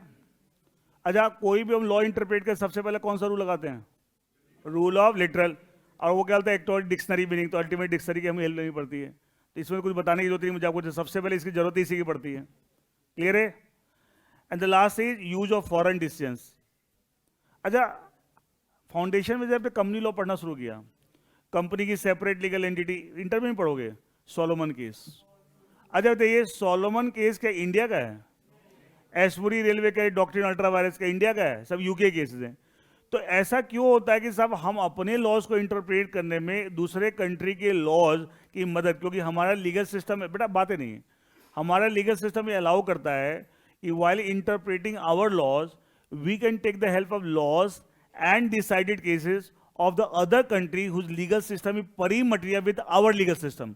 हर कंट्री का नहीं, जिनका लीगल सिस्टम हमारे लीगल सिस्टम से परी मतलब सिमिलर ही नेचर है। क्या यूके और इंडिया का लीगल सिस्टम बहुत सिमिलर ही नेचर है? इसे देखो कितने भी कोई भी लॉ पढ़ लिया आप, हर जगह तुम देखना कहीं ना कहीं यूके का रेफरेंस आता रहता है। ठीक है, उसका रीजन है कि हमारा लीगल सिस्टम ये परमिट करता है। अच्छा देख, क्या हम दूसरे कंट्री के लॉ, कितनी बार सुप्रीम कोर्ट जब मान लिया कोई पर्टिकुलर टाइप का मैटर है, एक कंसेप्ट बोलते हैं स्ट्रिक्ट एंड एब्सोल्यूट लायबिलिटी। अच्छा सुनो, बहुत सारी ऐसी इंडस्ट्रीज होती हैं जिसमें बहुत डेंजरस टाइप के केमिकल्स मैन्युफैक्चर होते हैं। अच्छा जो भोपाल गैस ट्रेजेडी हुआ था आई थिंक 84, तो भोपाल तो क्या था, वहाँ पे केमिकल्स बनते थे, वहाँ पे क्या हुआ, कुछ लीकेज हुई केमिकल्स के, तो सुना तो भोपाल गैस ट्रेजेडी के।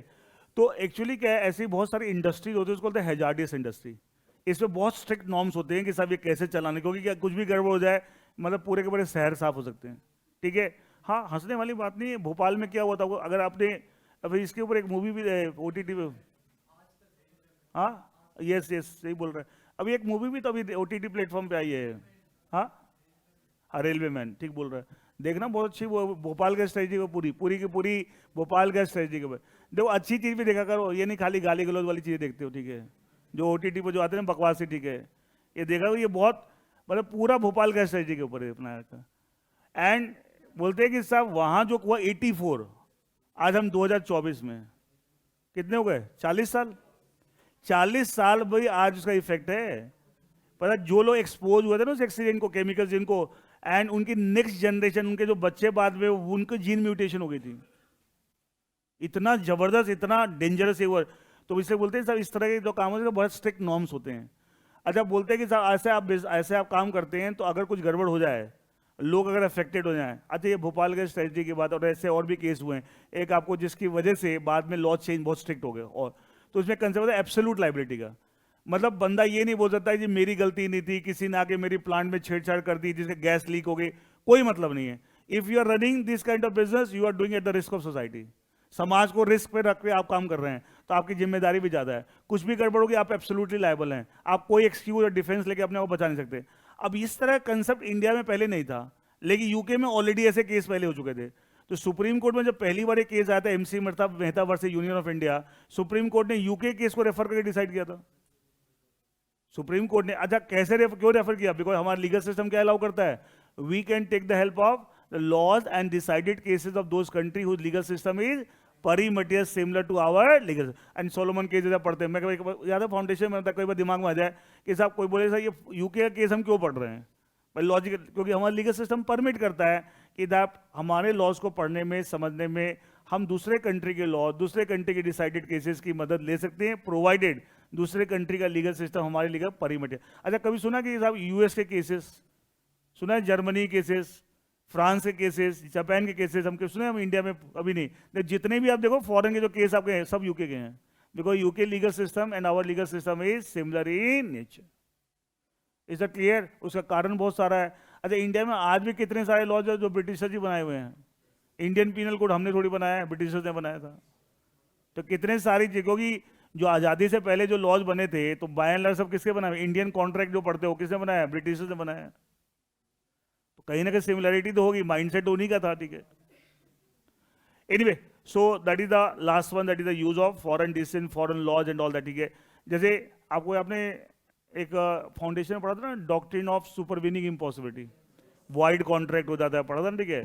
पता है अब इसको और डिटेल में, जब आपका फाउंडेशन था जो और डिटेल में इंडियन कॉन्ट्रैक्ट पढ़ते हैं तो वहाँ उसको रिलेट करते हैं। यूके में इसको डॉक्ट्रिन ऑफ फ्रस्ट्रेशन बोलते हैं, जो doctrine of supervening impossibility India बोलते हैं, यूके में इसको डॉक्ट्रिन ऑफ फ्रस्ट्रेशन बोलते हैं। एंड उसको भी कंपेयर करते हैं कि साहब वो इसका तो हम यहाँ के लॉज को पढ़ने के लिए वहाँ की भी हेल्प ले रहे हैं, लेकिन आप लोग फाउंडेशन वगैरह में उससे डिटेल में नहीं, देखो तुम्हें लग रहा हो हमने पढ़, तो कुछ डिटेल में नहीं था वो, बस मेन चीज़ें थी। डिटेल में पढ़ने तो इंडियन कॉन्ट्रैक्ट में 6 महीने लगे कम से कम। छोटा सा एक्ट थोड़ी, इंडियन कॉन्ट्रैक्ट में इतनी चीज़ें हैं, ठीक है, so many things are there. But anyway, तो फिर अब जब डिटेल में पढ़ते तो फिर हम यूके की चीज़ भी रेफर करते हैं कि साहब वहाँ क्या कहते हैं, वहाँ पे क्या सिस्टम है। Obviously because their legal system और लीगल सिस्टम वेरी परी मटिया एंड दैट।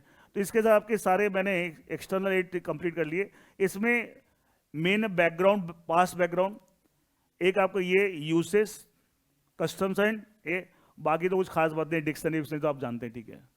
ये ज़्यादा मेन दो, ये ज़्यादा इंपॉर्टेंट, बाकी all the 6 we have completed. चलिए आगे। फर्स्ट वन हिस्टोरिकल सेटिंग और दूसरा customs usage and customs and practices.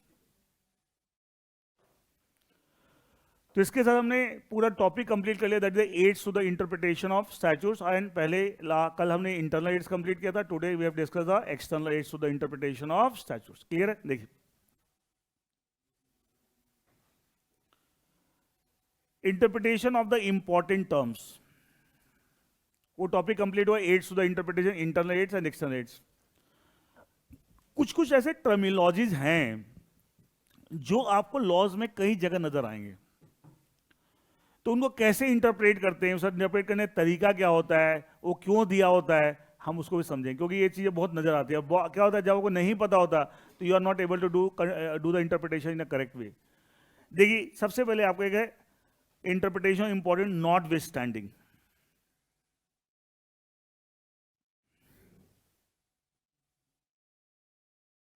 कल छुट्टी है क्या? सुबह सुबह भगवान को मस्का लगाने जाना है? नहीं, कोई हनुमान जी को, कोई किसी को, कोई किसी को, हाँ सारे भगवान को, सब रिश्वत ले लेके जाएंगे। 3 इडियट्स में देखा था ना, मैं इतना दूध चढ़ाऊंगा, लड्डू चढ़ाऊंगा, फलाना करूंगा, ठीक है। जिसने सारी सृष्टि बनाई उसको हम दे रहे हैं, हाँ दे सकते हैं? औकात है क्या? किसी की नहीं है। तो फालतू की चीज़ें हैं। बिलीव इन योर कर्मा, बाकी सब बेकार बातें हैं। ये तो सोसाइटी ने सिखा दिया है कि ऐसे करने। मैंने बहुत लोगों को बताया मेरे साथ ये समस्या है, अगर ये समस्या ठीक हो जाएगी तो मैं इतने केजी लड्डू का प्रसाद चढ़ाऊंगा। मतलब भगवान के साथ डील हो रही है।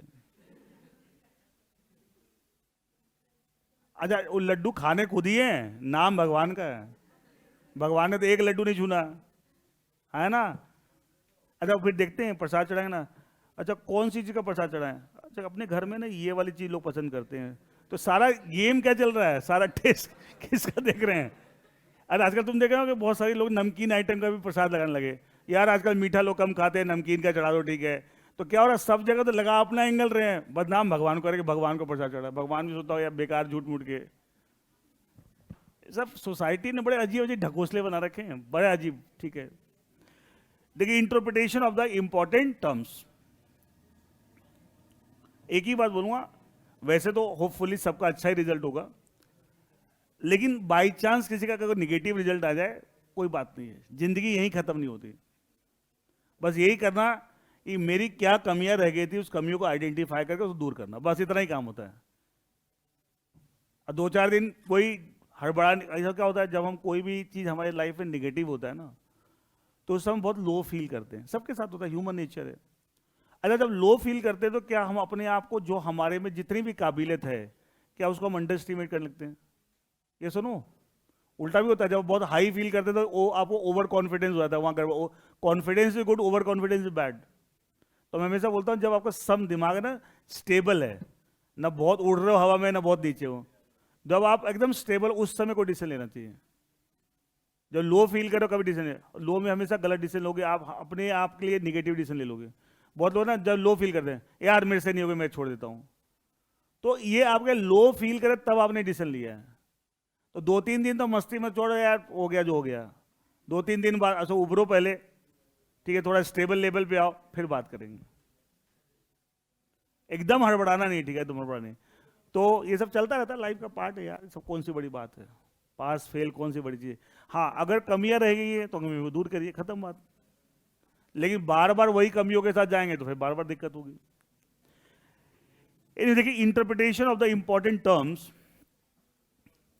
पहला, not with standing.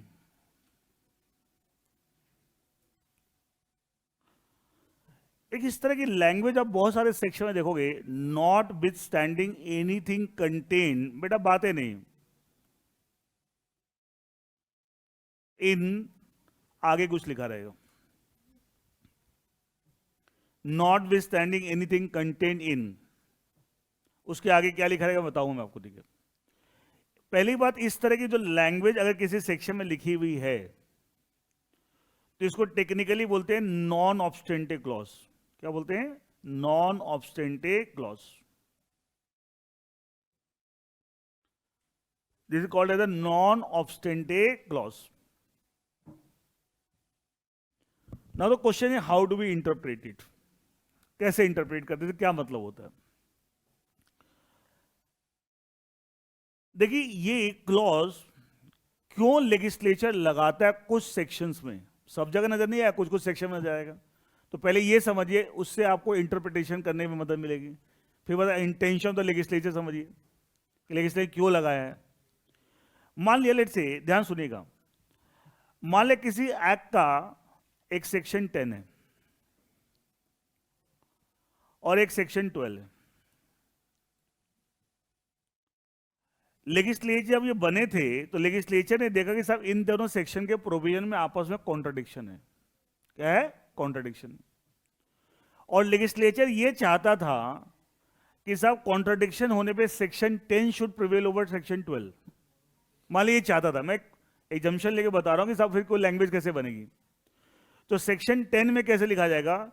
Not with standing anything contained in section 12, ये सेक्शन 10 में लिखा जाएगा, एंड देन उसके आगे प्रोविजन होंगे।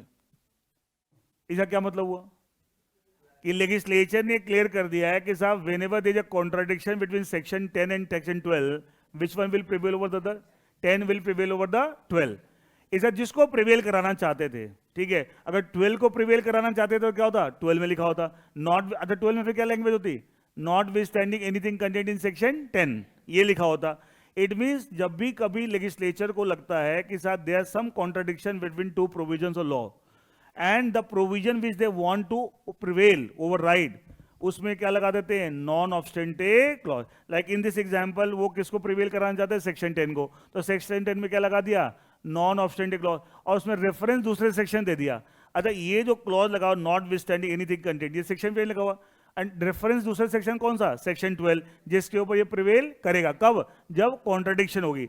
अच्छा, जब तक कोई कॉन्ट्रडिक्शन ही नहीं है तब तक कोई इसका यूज है नहीं, लेकिन ये लिखा हुआ है इसका मतलब कोई ना कोई कॉन्ट्रडिक्शन है, तभी तो आपको ये लिखा हुआ है।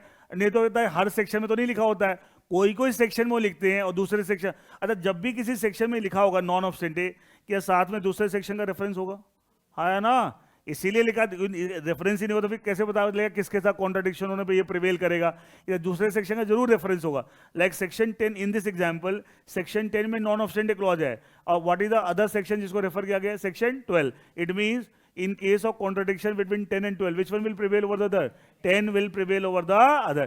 It means जब भी legislature को लगता है कि there is a possibility of some contradiction between two provision law and the law which we want, the provision they want to prevail, उसमें क्या लगा देते हैं, नॉन ऑब्स्टेंटिव क्लॉज, और उसके अंदर दूसरे सेक्शन का रेफरेंस देते हैं। ये दूसरे सेक्शन रेफर इन सेक्शन 12, ये क्या है, referred, section 12 has been referred. In case of contradiction between 10 and 12, 10 will prevail over the 12।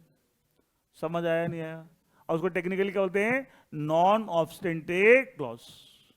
तो इस तरह की लैंग्वेज कई जगह तुमको नजर आएगी लॉ में, कोई भी लॉ पढ़ लीजिए, इनकम टैक्स है कोई भी, नॉट विथ स्टैंडिंग।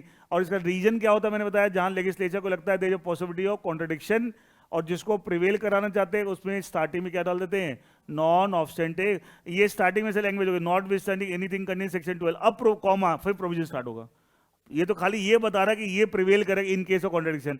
अब प्रोविजन से इसके आगे कॉमा के बाद जो लिखा होगा वो क्या, सेक्शन 10 के प्रोविजन है, ये सुनो। लेकिन शुरू में जो नॉन ऑब्स्टेंटिव क्लॉज लगा है, इस बात को स्पेसिफाई करने के लिए, इन case of contradiction the 10 will prevail over the 12। समझ आया या नहीं आया? तो लेजिस्लेचर को जब भी इस तरह की सिचुएशन होती है तो वो नॉन ऑब्स्टेंटिव क्लॉज का इस्तेमाल करते हैं। तो आपको भी उसी हिसाब से इंटरप्रेट करना है, एंड जिससे कि लेजिस्लेचर के इंटेंशन के हिसाब से आप इंटरप्रिटेशन कर रहे हैं। समझ आया? अच्छा, इसमें एक बात और देखिए, यहां पे मैंने लिखा not with standing anything, section 10 में लिखा मान लीजिए कंपनी जगह दोनों सेक्शन, खाली समझाने के लिए नहीं, सेक्शन 10 में तो मैं जाके देखना कि साहब उसमें नॉन ऑब्स्टेंटिव कि नहीं, मैं नहीं बोला सेक्शन 10 में है ही, खाली समझाने के लिए। अच्छा, मान लीजिए सेक्शन 10 ऑफ कंपनी जगह में लिखा not with standing anything contained in section 12, तो यहां ओवर राइडिंग इफेक्ट किसके ऊपर होगा, 12 के ऊपर। Section 10 has override in case of contradiction, जब तक कॉन्ट्रडिक्शन है तब तक कोई यूज नहीं है, लेकिन डेफिनेटली कोई ना कोई कॉन्ट्रडिक्शन को तभी लिखा हुआ है। अच्छा, मान लीजिए ऐसे लिखा हो, not with standing anything contain, not with standing anything contain in sections 12 to 20 of the companies act 2013, या sections 12 to 20 of this act. इसका क्या मतलब हुआ, मतलब 12 से 20 तक जितने भी सेक्शन है, इनके ऊपर कोई भी सेक्शन 10 के साथ क्लैश हुआ तो क्या होगा, सेक्शन 10 प्रिवेल। बात वही है, मीनिंग तो वही आ रहा है भाई। पहले एक सेक्शन का रेफरेंस था, क्या हुआ, ग्रुप ऑफ सेक्शन का हो गया। अच्छा, मान लीजिए ऐसे लिखा कंपनी जगह section 10, not with standing anything contain in section 15 of the Indian contract act. समझाने के लिए बता रहा हूं, तो क्या आप सेम एक्ट के सेक्शन का रेफरेंस है, दूसरे एक्ट का, दूसरे एक्ट का, section 15 to 30 of Indian contract, group of section of the other act. क्या ऐसे भी हो सकता है, हाँ या ना? इसका मतलब क्या, लॉ मेकर को लग रहा है कि दोनों में कॉन्ट्रडिक्शन होगा तो ये प्रिवेल करे, इसे उन्होंने ऐसा लिख दिया। तो इसका सेम एक्ट के एक सेक्शन का रेफरेंस हो सकता है, सेम एक्ट के ग्रुप ऑफ सेक्शन का रेफरेंस हो सकता है। ये सुनो, सेम एक्ट, अच्छा ऐसे लिखा मान लिया सेक्शन 10 में, not with standing anything content in companies act 2013, क्या मतलब हुआ, 470 सेक्शन में एक सेक्शन अलग कर लिए, सेक्शन 10 जिसमें लिखा हुआ है, बाकी रिमेनिंग 469 सेक्शन के साथ अगर सेक्शन 10 के प्रोविजन कहीं भी कॉन्ट्राडिक्ट किए तो क्या हुआ, सेक्शन 10 विल प्रिवेल। बात वही है, मीनिंग तो वही आ रहा है ना।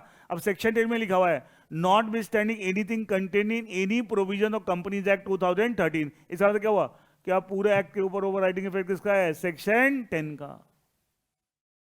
तो अलग अलग तरीके से बनाए थे, मीनिंग तो इंटरप्रिटेशन तो वैसे निकल आ रही है। अच्छा, कई बार और इस बड़ी इंटरेस्टिंग लैंग्वेज, ध्यान सुनिएगा।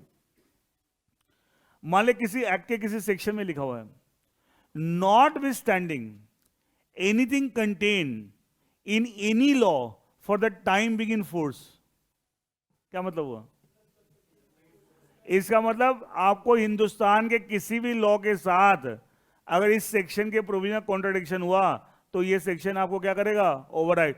क्या बहुत स्ट्रॉन्ग नॉन ऑब्स्टेंटिव क्लॉज है, ये सुनो। अच्छा, इसका तो कहीं ना कहीं क्या, इसका तो वो प्रोविजन जिसमें ऐसा लिखा हुआ है, क्या लॉ मेकर की नज़र में बहुत इंपॉर्टेंट चीज़ है, वो चाहते हैं कि सब किसी भी प्रोविजन के साथ पूरे हिंदुस्तान में किसी भी एक्ट के साथ ये क्लैश कर जाए, तब भी आपको यही इंपॉर्टेंट है, इसी को हम फॉलो करना है एंड दूसरे को इग्नोर करना है in case of contradiction, in case of contradiction.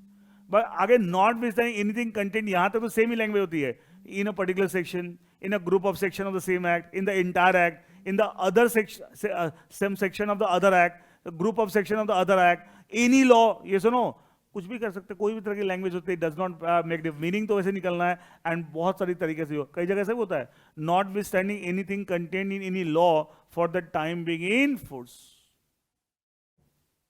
अच्छा, इसमें एक इंटरेस्टिंग चीज मैं आपसे पूछता हूं, जवाब देना। मान लिया कंपनी जाके किसी सेक्शन में लिखा हो not with standing anything contain any law for the time in force, और इनकम टैक्स एक्ट के किसी सेक्शन में लिखा हुआ है not with standing anything contain any law for the time.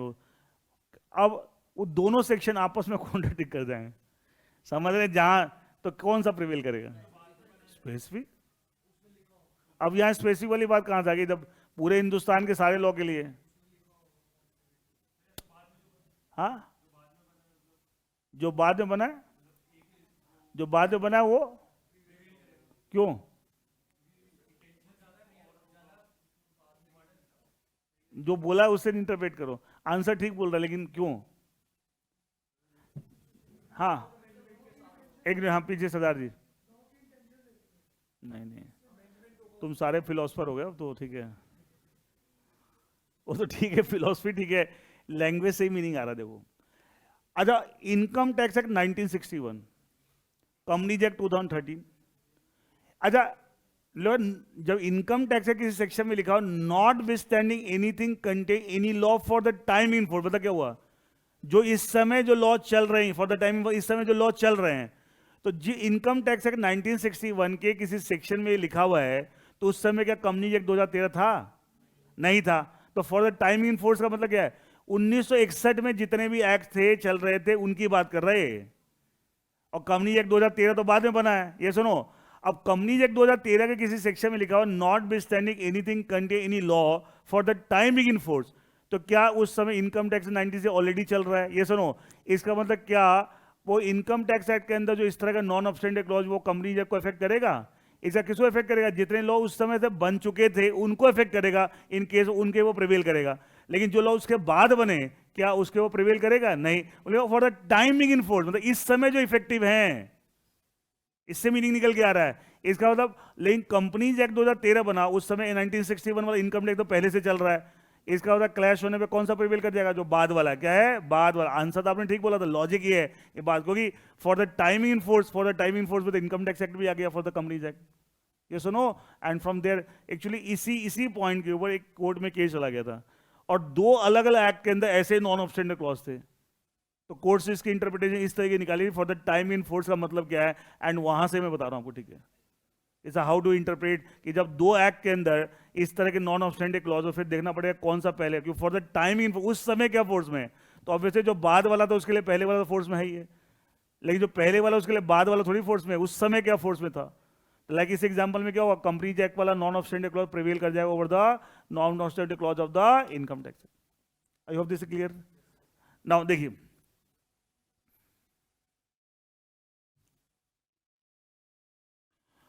a provision containing the words notwithstanding is generally termed a non-obstantive clause. The provision containing the word notwithstanding has an overriding effect on the other provision. That is, such provision shall prevail over the other provision. In other words, if there is any inconsistency or departure between the non-obstantive clause and another provision, मतलब ऐसा section जिसमें non-obstantive clause लगा हुआ है और जो other provision में कोई कॉन्ट्रडिक्शन हो जाए, क्लैश हो जाए, it is the non-obstantive clause which will prevail. Accordingly, non-obstantive clause restrict the operation effect of all other contrary. अच्छा, तो ये जितने प्रोविजन और सेक्शन उस नॉन ऑब्स्टेंटिव क्लॉज वाले सेक्शन के साथ कॉन्ट्रडिक्ट कर रहे हैं, क्या उनको रेस्ट्रिक्ट कर देता है? उनको नहीं चलने देता। कौन सा चलता है? Section having the non obstantive clause. जैसे एग्जांपल दे रखा है, कंपनीज एक्ट में एक सेक्शन 54 आप पढ़ोगे, issue of sweat equity shares. किससे डील करता है? Issue of sweat equity share. It has got, अब सेक्शन 54 में पता क्या लिखा हुआ है? Not with standing anything contained in section 53, और सेक्शन 54 में लिखा हुआ है। अच्छा, section 53 deals with issue of shares at discount. Is 54 और 53 में क्लैश होगा, कॉन्ट्रैक्ट क्या प्रिवेल करेगा? 54। Section 54 of companies act issue of sweat equity share has got a non obstantive clause. ये जो सेक्शन है ये किससे डील करता है? इससे। और इसमें not withstanding anything contained in section 53 लिखा हुआ है, has a non obstante over which section 53 which deals with the issue of share discount. This means that whenever there will be a contradiction between 54 and 53, section 54 will have the overriding effect. समझ आया? और law maker बनाते ही इसी angle से हैं, फिर वही बात है ना, हम लॉ मेकर की इंटेंशन हमें क्लियर है तो हम उसी हिसाब से इंटरप्रिटेशन करें। उन्होंने भी ये सोच के बना रखा है। Is it okay?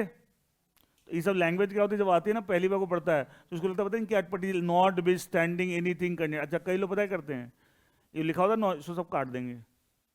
अच्छा उसके कॉमा के बाद प्रोविजन स्टार्ट होता है ना, वो सब उड़ा देते उसके बिना पढ़ते हैं, क्या मीनिंग गड़बड़ हो जाएगा। ये सुनो ऐसे थोड़ी लगाया कि इसका कुछ कारण है, लेजिस्लेचर ने क्या सोच के लगाया, देयर सम रीजन।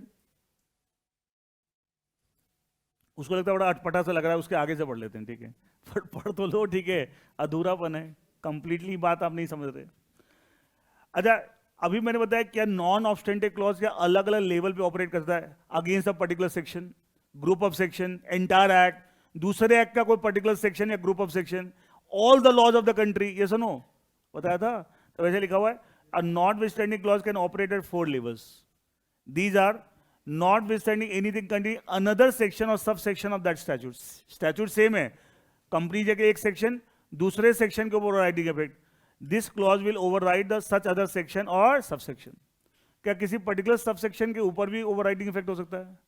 ऐसे लिखा नॉट विथस्टैंडिंग, मान लिया सेक्शन 10 का सबसेक्शन 1 में लिखा हुआ है not withstanding anything contained in subsection 2 of this section. इसका मतलब क्या हुआ? Between subsection 1 of section 10 and subsection 2 of subsection 10 अगर क्लैश हुआ तो क्या होगा? 1 subsection 1 will prevail over the subsection 2। कैसे भी हो सकता है, कोई फर्क नहीं पड़ता।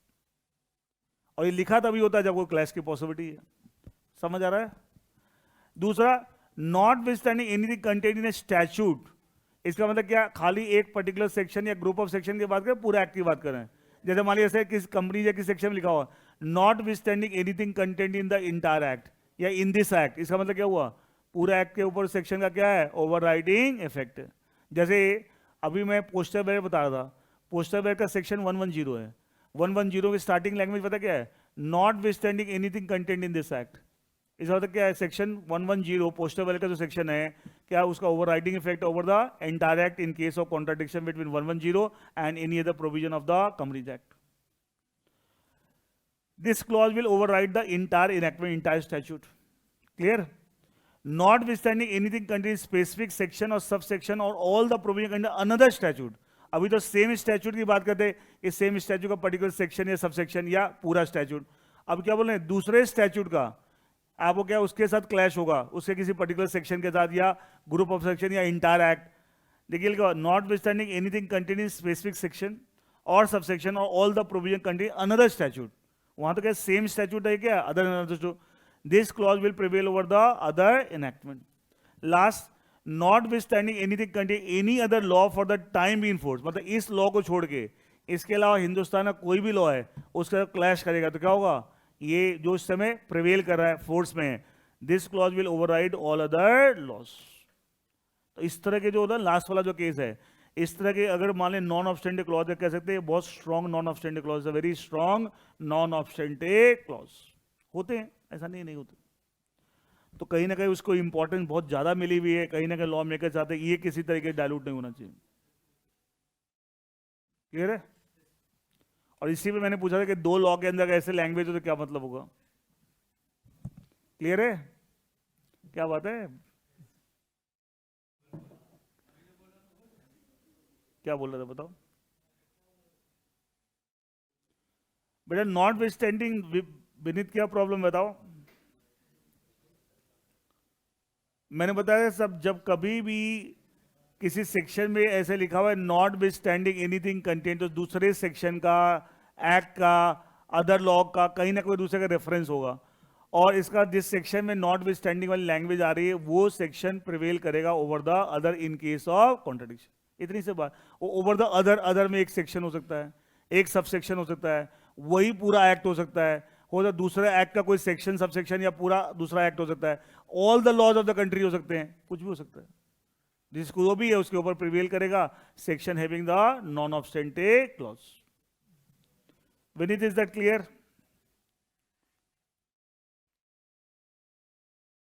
Next that is the subject to.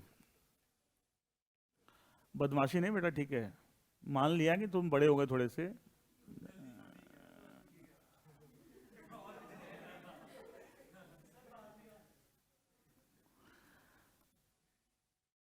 होता क्या है कि जैसे जब फाउंडेशन में जो तुम बैठे कैसे डरे डरे से बैठे थे, अब क्या है, अरे ठीक है, फॉर ग्रांटेड है, अभी भी डांट सकता हूँ भाई, ऐसा नहीं है। तो अभी क्या, फाइनल में आया तब भी डांट सकता हूँ। एक बार क्या हुआ, मेरा एक स्टूडेंट था, वो सीएस बन गया, मतलब फाइनली सब कुछ हो गया, ठीक है, जॉब वॉब भी लग गई, तो ऐसे मिलने आया। तो मैंने बोला क्या किस तरह काम वाम देखते हो क्या? तो सर ये देखते हैं, ये देखते हैं। तो मैंने ऐसे पूछ लिया कि मगर इसको ऐसे कर लें कि इसकी तुम ये करते हो, इसको ऐसे कर लें। चुप। तो मैंने बोला बेटा क्लास में नहीं समझाया थे चीज़? हाँ सर अभी याद आया। मैं कहा अभी भी डांट खा सकते हो। तो कहीं को लगता है ना कि वो एक्चुअली क्या होता है, जब आप काम करते हो ना, तो एक रूटीन जो चीज़ें होती है, जो मैक्सिमम लोग एक तरीके से काम करते हैं, वो लोग उसको याद कर लेते हैं। इसका मतलब प्रोसीजर्स को आपने याद कर लिया। लिंक क्या, एक लॉ से एक काम करने के 10 तरीके निकल सकते हैं। तो क्या आप लॉ से चीज को नहीं पकड़ रहे हैं, आप प्रोसीजर से, मैक्सिमम लोग यही कर रहे हैं, काम करते हैं, वो प्रोसीजर को लॉ बना देते हैं। But procedure is not law. अच्छा, law controls the procedure, procedure controls the law, law control the procedure. तो हमें अल्टीमेटली लॉ के प्रोविजन से निकालना पड़ता है कि साहब ये चीज पॉसिबल है या नहीं है, ठीक है। तो लोग क्या कहते हैं, लॉ को तो समझते नहीं, प्रोसीजर रट लेते हैं। मैक्सिमम लोग यही कर रहे हैं। ये उसको बोलो ये काम इसको ऐसे से करते हैं, मैं बोलता ऐसे क्यों करते हैं, चुप। अच्छा ऐसे से करते हैं, क्या बता रहा है? नहीं नहीं, लॉ बता रहा है, प्रोसीजर बता रहा है, प्रोसीजर बता रहा है भाई। लॉ तो हर चीज का वाई बताता है, प्रोसीजर हाउ बताता है, हाउ टू डू इट, ठीक है, दैट इज प्रोसीजर, ठीक है। मैक्सिमम लोग का फोकस ही प्रोसीजर। अब मैं बता एक्चुअली एक सिंपल बीकॉम ग्रेजुएट को बंदा हो, सिम बीकॉम, उसको भी है ना, आप डिफिकल्ट से डिफिकल्ट चीज भी उसको प्रोसीजर 4 बार करा दो, वो भी प्रोसीजर रट लेगा। तो प्रोफेशनल और एक नॉन प्रोफेशनल फर्क क्या हुआ? मैं मतलब प्रोफेशनल को हर चीज की रीजनिंग पता होनी चाहिए। अगर वो नहीं पता तो आप प्रोफेशनल नॉन प्रोफेशनल, बहुत लोग तो इंडस्ट्री में देखोगे सिंपल ग्रेजुएट पोस्ट ग्रेजुएट, कोई प्रोफेशनल डिग्री नहीं है, वो भी वो सब काम, वो भी इनकम टैक्स से काम कर रहे हैं, वो भी अकाउंटिंग कर रहे हैं, वो भी फाइनेंस का काम देख रहे हैं, देख देख के सीख जाते हैं। लेकिन अगर कोई टेक्निकल कोई केस आए ना, फंस जाएंगे, उनके बस की नहीं है, वो रूटीन काम देख लेते हैं। लेकिन हम प्रोफेसर बन के भी खाली रूटीन काम ही कर रहे हैं, तो what is the difference between a professor non professional? वहां यू हैव टू, यही तो मेन चीज होती है बेटा। बातें नहीं, देखो फिर तुम शुरू हो गए, तुम्हारी अलग अलग सीट करनी पड़ेगी फिर। देखिए next is subject to, notwithstanding over हो गया, नाउ सब्जेक्ट टू। देखिए बेटा एग्जाम्पल भी तो मैंने बता दिया था आपको नॉट विस्टैंडिंग का, कि कंपनी जगह सेक्शन 54 में लिखा हो non standing anything contained in section 53, it means what? And 54 deals with the issue of share, sweat equity share, and 53 deals with the issue of share discount. सब पढ़ेंगे आप सब, ठीक है। इसका 54 में लिखा हुआ not withstanding anything contained in section 53, इसका मतलब क्या हुआ? Law makers wanted in case of contradiction between 54 and 53, 54 should prevail over 53, ये तो होता है।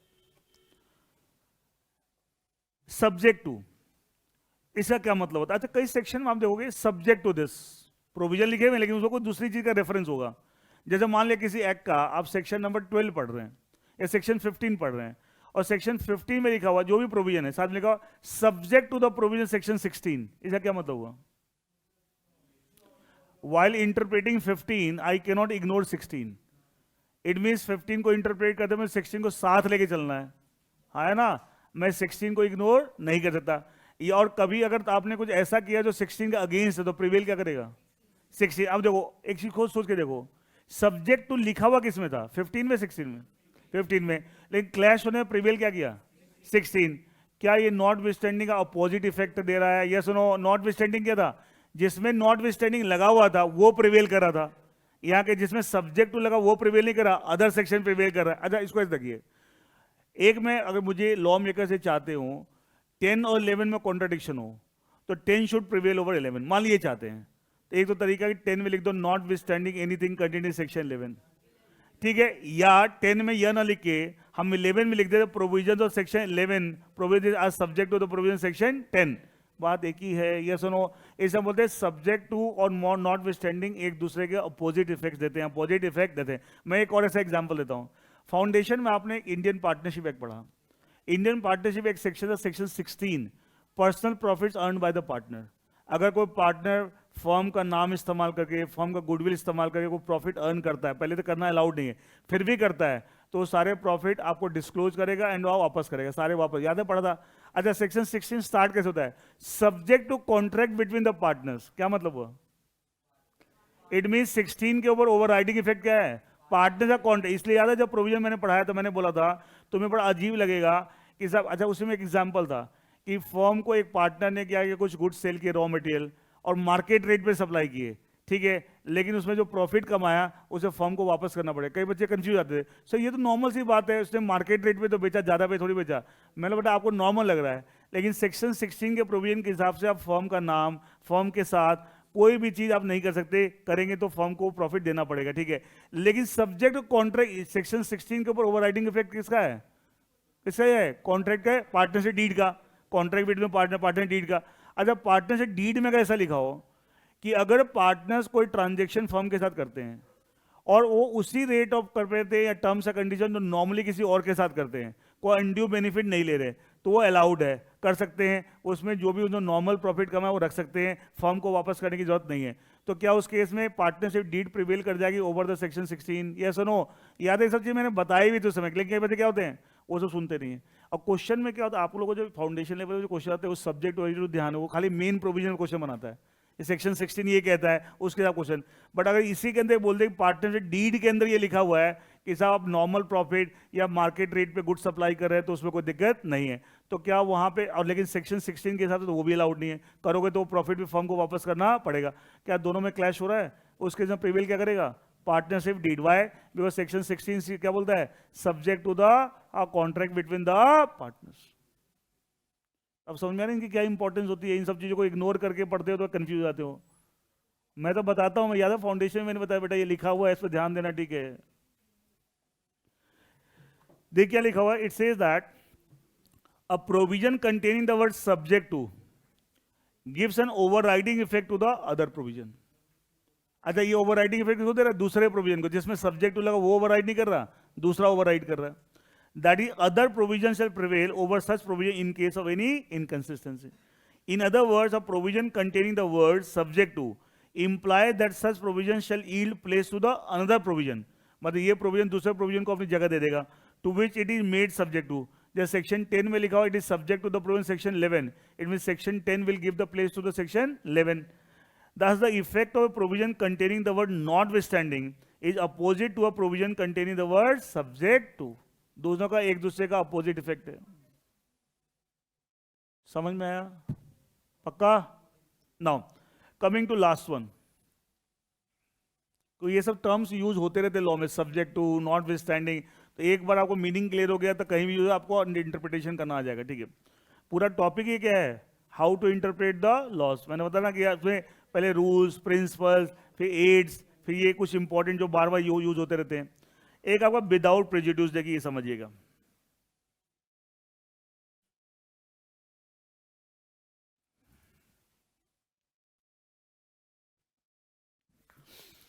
कई बार क्या होता है लॉ में कुछ डेफिनेशंस दी होती है और पहले डेफिनेशन जनरल डेफिनेशन दी। जैसे मैं एग्जांपल देता हूं, जैसे मान लिया ऐसे ए को डिफाइन किया हुआ, ए मींस और आगे कुछ मीनिंग दे रखा। अच्छा, इसका मतलब क्या हुआ? Anything in order to become a should fit into this meaning और नॉट, है ना? तो ये डेफिनेशन को क्या बोलेंगे? General definition. क्या बोलेंगे? जनरल। कि कोई भी चीज जो इस मीनिंग में फिट होगा वही हो जाएगा। क्लियर है? क्लियर है? अच्छा, तो इस डेफिनेशन स्पेसिफिक है जनरल है? जनरल है। तो जो जनरल डेफिनेशन होती है कि उसका स्कोप नैरो होता है, वाइड होता है? वाइड। तो इसका स्कोप काफी वाइड है कि anything which fits into this meaning is a. हम ए को स्पेसिफाई कि यही ए है ऐसा तो है नहीं, हमने एक मीनिंग दे दिया, जो इस मीनिंग में फिट होगा वो क्या है? ए है। इसका जनरल डेफिनेशन, इसका स्कोप क्या है? वाइड है। क्लियर? तो कई बार लॉ में क्या होगा, तो वो वही ऐसे डेफिनेशन दे रखी, ए मीन सो एंड सो, पहले जनरल डेफिनेशन दे रखी है, उसके बाद क्या होता है, ध्यान सुनिएगा, इसी के साथ पहले ये लिखा हुआ है, फिर लिखा रहेगा ए इंक्लूड्स 1 2 3 ऐसे करके 3 4 चीज दी रहेगी। इसी डेफिनेशन में आगे भी लिखा हुआ है। मुझे बताइए इसको देख के क्या लग रहा है कि साहब ये 5 चीजें हैं, है ना? लेकिन मुझे बताइए ये 5 चीजें एक तरह से क्या प्रॉपर मीनिंग है एक है या 5 एग्जाम्पल हैं? एग्जाम्पल हैं, एक तरह से क्या है, 5 एग्जाम्पल हैं। अच्छा, ऐसा भी तो हो सकता है कि ये 5 चीजें जो ए हैं, इसके अलावा कोई ऐसी चीज है जो यहां नहीं दे रखी लेकिन इस मीनिंग में फिट हो रही है, हाँ है ना? क्या उसको भी ए मानेंगे नहीं मानेंगे? मानेंगे। अब क्या होता है कि कई बार लॉ मेकर्स को लगता है कि साहब पहले हमने ये लिख दिया ए मीन्स, फिर लिखा ए इंक्लूड्स, तो कोई इंटरप्रेट करते समय गलत इंटरप्रेट ना कर ले, ए का मतलब खाली 5 चीजें ले ले और इसके अलावा किसी और चीज को ए ना माने, ऐसे गड़बड़ ना कर दे। तो वो क्या करते हैं, ये जो आगे लिखा होता है ए इंक्लूड्स, उसके पहले क्या लिखते हैं, उसके पहले क्या लिखते हैं, बिफोर दिस। अच्छा ये जनरल है, अच्छा ये बाद वाली जनरल स्पेसिफिक है? स्पेसिफिकली 5 चीजों को ए बता रहा है, ये तो एग्जाम्पल हो गए, ठीक है, स्पेसिफिक है तो जनरल पहले लिख देंगे, ये ए मीन्स हो, ये जनरल डेफिनेशन होगी। इसके बाद स्पेसिफिक जो लिखते हैं उसके पहले एक एक्सप्रेशन यूज करते हैं, एंड उस एक्सप्रेशन का पर्पस होता है टू अवॉइड दिस कंफ्यूजन, कहीं ए का मतलब खाली ये 5 चीजें ना ले लें, समथिंग लाइक दैट, उस कंफ्यूजन को अवॉइड करने के लिए ये लैंग्वेज यूज की जाती है बिफोर द स्पेसिफिक डेफिनेशन। वो क्या लैंग्वेज यूज करती है इससे पहले, देखिए क्या लैंग्वेज होगी, मैं यहां लिख रहा हूं, ये लिखा ना ए इंक्लूड्स, उससे पहले लैंग्वेज होगी ऐसे, इस तरह की लैंग्वेज होगी, without prejudice to the generality of foregoing, without prejudice to the generality of foregoing, comma फिर a includes। अब आगे एक स्पेसिफिक और लिस्ट दे रखी क्या क्या ए में आएगा, लेकिन जो ए इंक्लूड्स और स्पेसिफिक डेफिनेशन दे रखी उससे पहले क्या लैंग्वेज आ रही है, without prejudice to the genitive. इसका मतलब क्या मैं समझाता हूं, प्रेजुड्यूस का मतलब diluting, dilution, without dilution to the generality of fore, मतलब इससे पहले जो लिखा गया है, फोरगोइंग का मतलब क्या होता है, फोर गोइंग, इससे पहले जो लिखा गया, इससे पहले क्या लिखा था, ए मीन सो एंड सो। अच्छा क्या वो जनरल डेफिनेशन थी, क्या उसका स्कोप वाइड था, लेकिन आगे जो स्पेसिफिक डेफिनेशन दे रखा है इसका स्कोप वाइड है नैरो है, नैरो है। तो ये बोला हम यहां बता रहे हैं बट ये एग्जाम्पल है, इसका मतलब ये नहीं कि ए की जो जनरल मीनिंग पहले दे रखा है हम उसको स्कोप को डायलूट कर रहे हैं, नहीं कर रहे हैं, नहीं, without dilution, without diluting the scope of the general definition given before, इससे पहले जो जनरल डेफिनेशन दे रखी है उसके स्कोप को बिना डायलूट किए हुए हम बोल रहे हैं कि ए का मतलब ये, इसका तो ये कुछ एग्जाम्पल है, ये एग्जॉस्टिव नहीं है, इसका इसके अलावा भी कोई चीज अगर उस मीनिंग में फिट हो जाएगी तो वो भी क्या हो जाएगा, ए हो जाएगा, जो ऊपर पहले मीनिंग दे रखा है। क्योंकि जनरल डेफिनेशन दे रखी है, स्कोप किसका वाइड होता है, जनरल का, तो ये बोला कि साहब जो जनरल डेफिनेशन पहले दे रखी है उसका स्कोप बहुत वाइड है, हम उसके स्कोप को बिना डाइल्यूट किए हुए हम ये बोल रहे हैं कि एक में ये इंक्लूड होगा। इसका मतलब ये बात लिख के क्या लॉ मेकर्स ने बहुत क्लैरिफाई कर दिया है, ये सिर्फ एग्जाम्पल्स हैं, these are few examples of a but it does not means only this 5 things. इसका था इसके अलावा और भी चीजें ये हो सकती है which can fit into the general meaning given before, and ये लिखे उन्होंने क्या था, without dilution of the general definition और without diluting the scope of अच्छा जनरल डेफिनेशन स्कोप काफी वाइड होता है, ज्यादा चीजें कवर होती है, और फोरगोइंग, फोरगोइंग मतलब इससे पहले जो लिखा हुआ है, क्या ऐसा लिख के उन्होंने क्लेरिफाई कर दिया है कि हम पहले वाली जनरल डेफिनेशन के स्कोप को डायलूट बिना किए हुए हम कुछ एग्जाम्पल बता रहे हैं, कुछ एग्जाम्पल बता।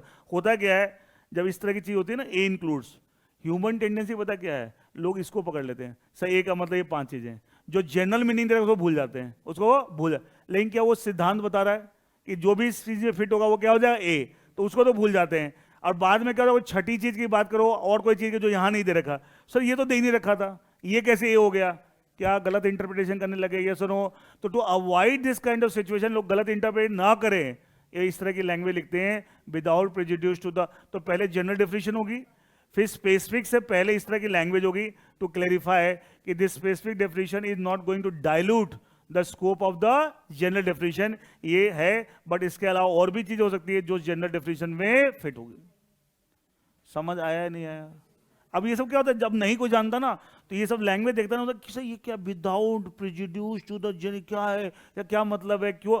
अब आपको सब पता है कि सब लॉ मेकर ने क्यों लगाया है, क्या ऑब्जेक्टिव है, क्या सोच के लगाया है, तो जब आप पढ़ेंगे तो आपको बड़ा कॉमन नॉर्मल सा लगेगा, because you already know how to interpret it. और क्या सोच के लगाया है ये पता है, तो कोई कंफ्यूजन नहीं है। नहीं तो पहली बार को पढ़ता है उनको not be standing anything content, sir ये क्या चीज लिखा हुआ है, तो है कुछ भी नहीं, लेकिन यू शुड नो कि किस लिए और क्या सोच के लगाया गया है, और क्या लेजिस्लेचर ने सोच के, वैसे आप भी इंटरप्रेट कीजिए, कुछ भी मुश्किल नहीं है। याद है जब चैप्टर स्टार्ट होता मैंने पहली लाइन क्या बोली थी, लॉ इंटरप्रिटेशन का सबसे पहला बेसिक सबसे इंपॉर्टेंट क्या है, know understand the intention of the legislature, purpose why that bill has been made and interpret accordingly. तो कोई मुश्किल नहीं है, लेकिन क्या हमें पता ही नहीं चीजें क्या है तो हमें मुश्किल लगेगी, लैंग्वेज बड़ी अजीब सी लगती है। Is that clear? जैसे एक एग्जाम्पल आपके बुक में दे रखा हो, क्या देखिए,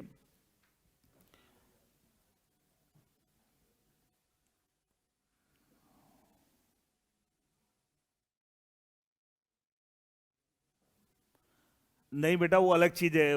बच्चा पूछ रहा है कि गवर्नमेंट कंपनी की डेफिनेशन, वो नहीं है बेटा। वो गवर्नमेंट कंपनी डेफिनेशन आता है ना, पहले 51% और मोर, और फिर आता है कि साहब इट गो, वो तो दो अलग अलग डेफिनेशन, वो अलग चीज है, वो नहीं।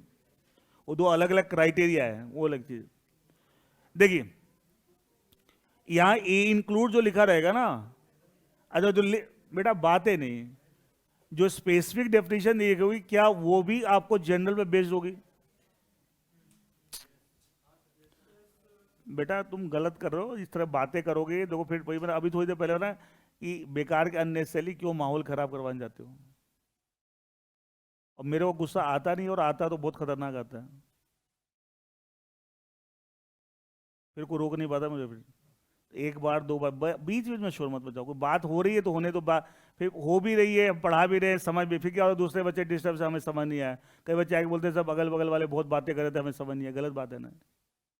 देखिए यहां पे जो एग्जाम्पल जो दिए रहेंगे ना, ये भी इसी मीनिंग के साथ दिए रहेंगे। इन्होंने इस मीनिंग के साथ कुछ एग्जाम्पल दे दिए हैं समझाने के लिए, लेकिन इसका मतलब थोड़ी कि पूरी लिस्ट दे दी है, और भी पॉसिबिलिटी है। हो सकता है एग्जाम्पल जितने दिए हैं, बता रहे एग्जाम्पल तो एप्लीकेशन है, हो सकता है कुछ और भी चीजें हैं जो इसमें फिट हो सकते हैं, लेकिन वो एग्जाम्पल में नहीं दे रखे हैं।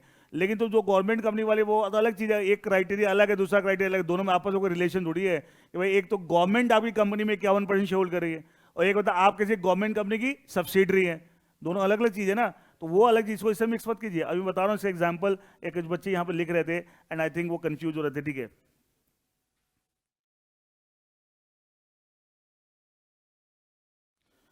एक बच्चे ने लिखा है कि साहब एग्जाम में फेल हो जाएंगे तो साहब फेलियर के टैग से कैसे डील करेंगे? टैग क्या होता है? मुझे टैग क्या होता है? लोग समझते हैं। मैंने एक दिन क्लास में बोला था ना, दुनिया गई भाड़ में, इस एटीट्यूड से जियोगे ना जिंदगी में आगे बढ़ जाओगे, और दुनिया के चक्कर में ज़्यादा लगे रहोगे तो कभी जिंदगी में आगे नहीं बढ़ सकते। दुनिया का खाली काम यही है, क्या टैग कुछ नहीं होता यार। मैं आपके सामने बैठा हूं पढ़ा रहा हूं, अच्छा जिंदगी में क्या फेलियर हूं क्या? ठीक है, मैंने पहली बार सीएस का एग्जाम दिया था, मैं फेल हो गया था, कौन पूछता उस बात को? रीजन कि सीएस एलएलबी एक साथ ज्वाइन कर ली, ठीक है, डेयरिंग ज्यादा थी ना।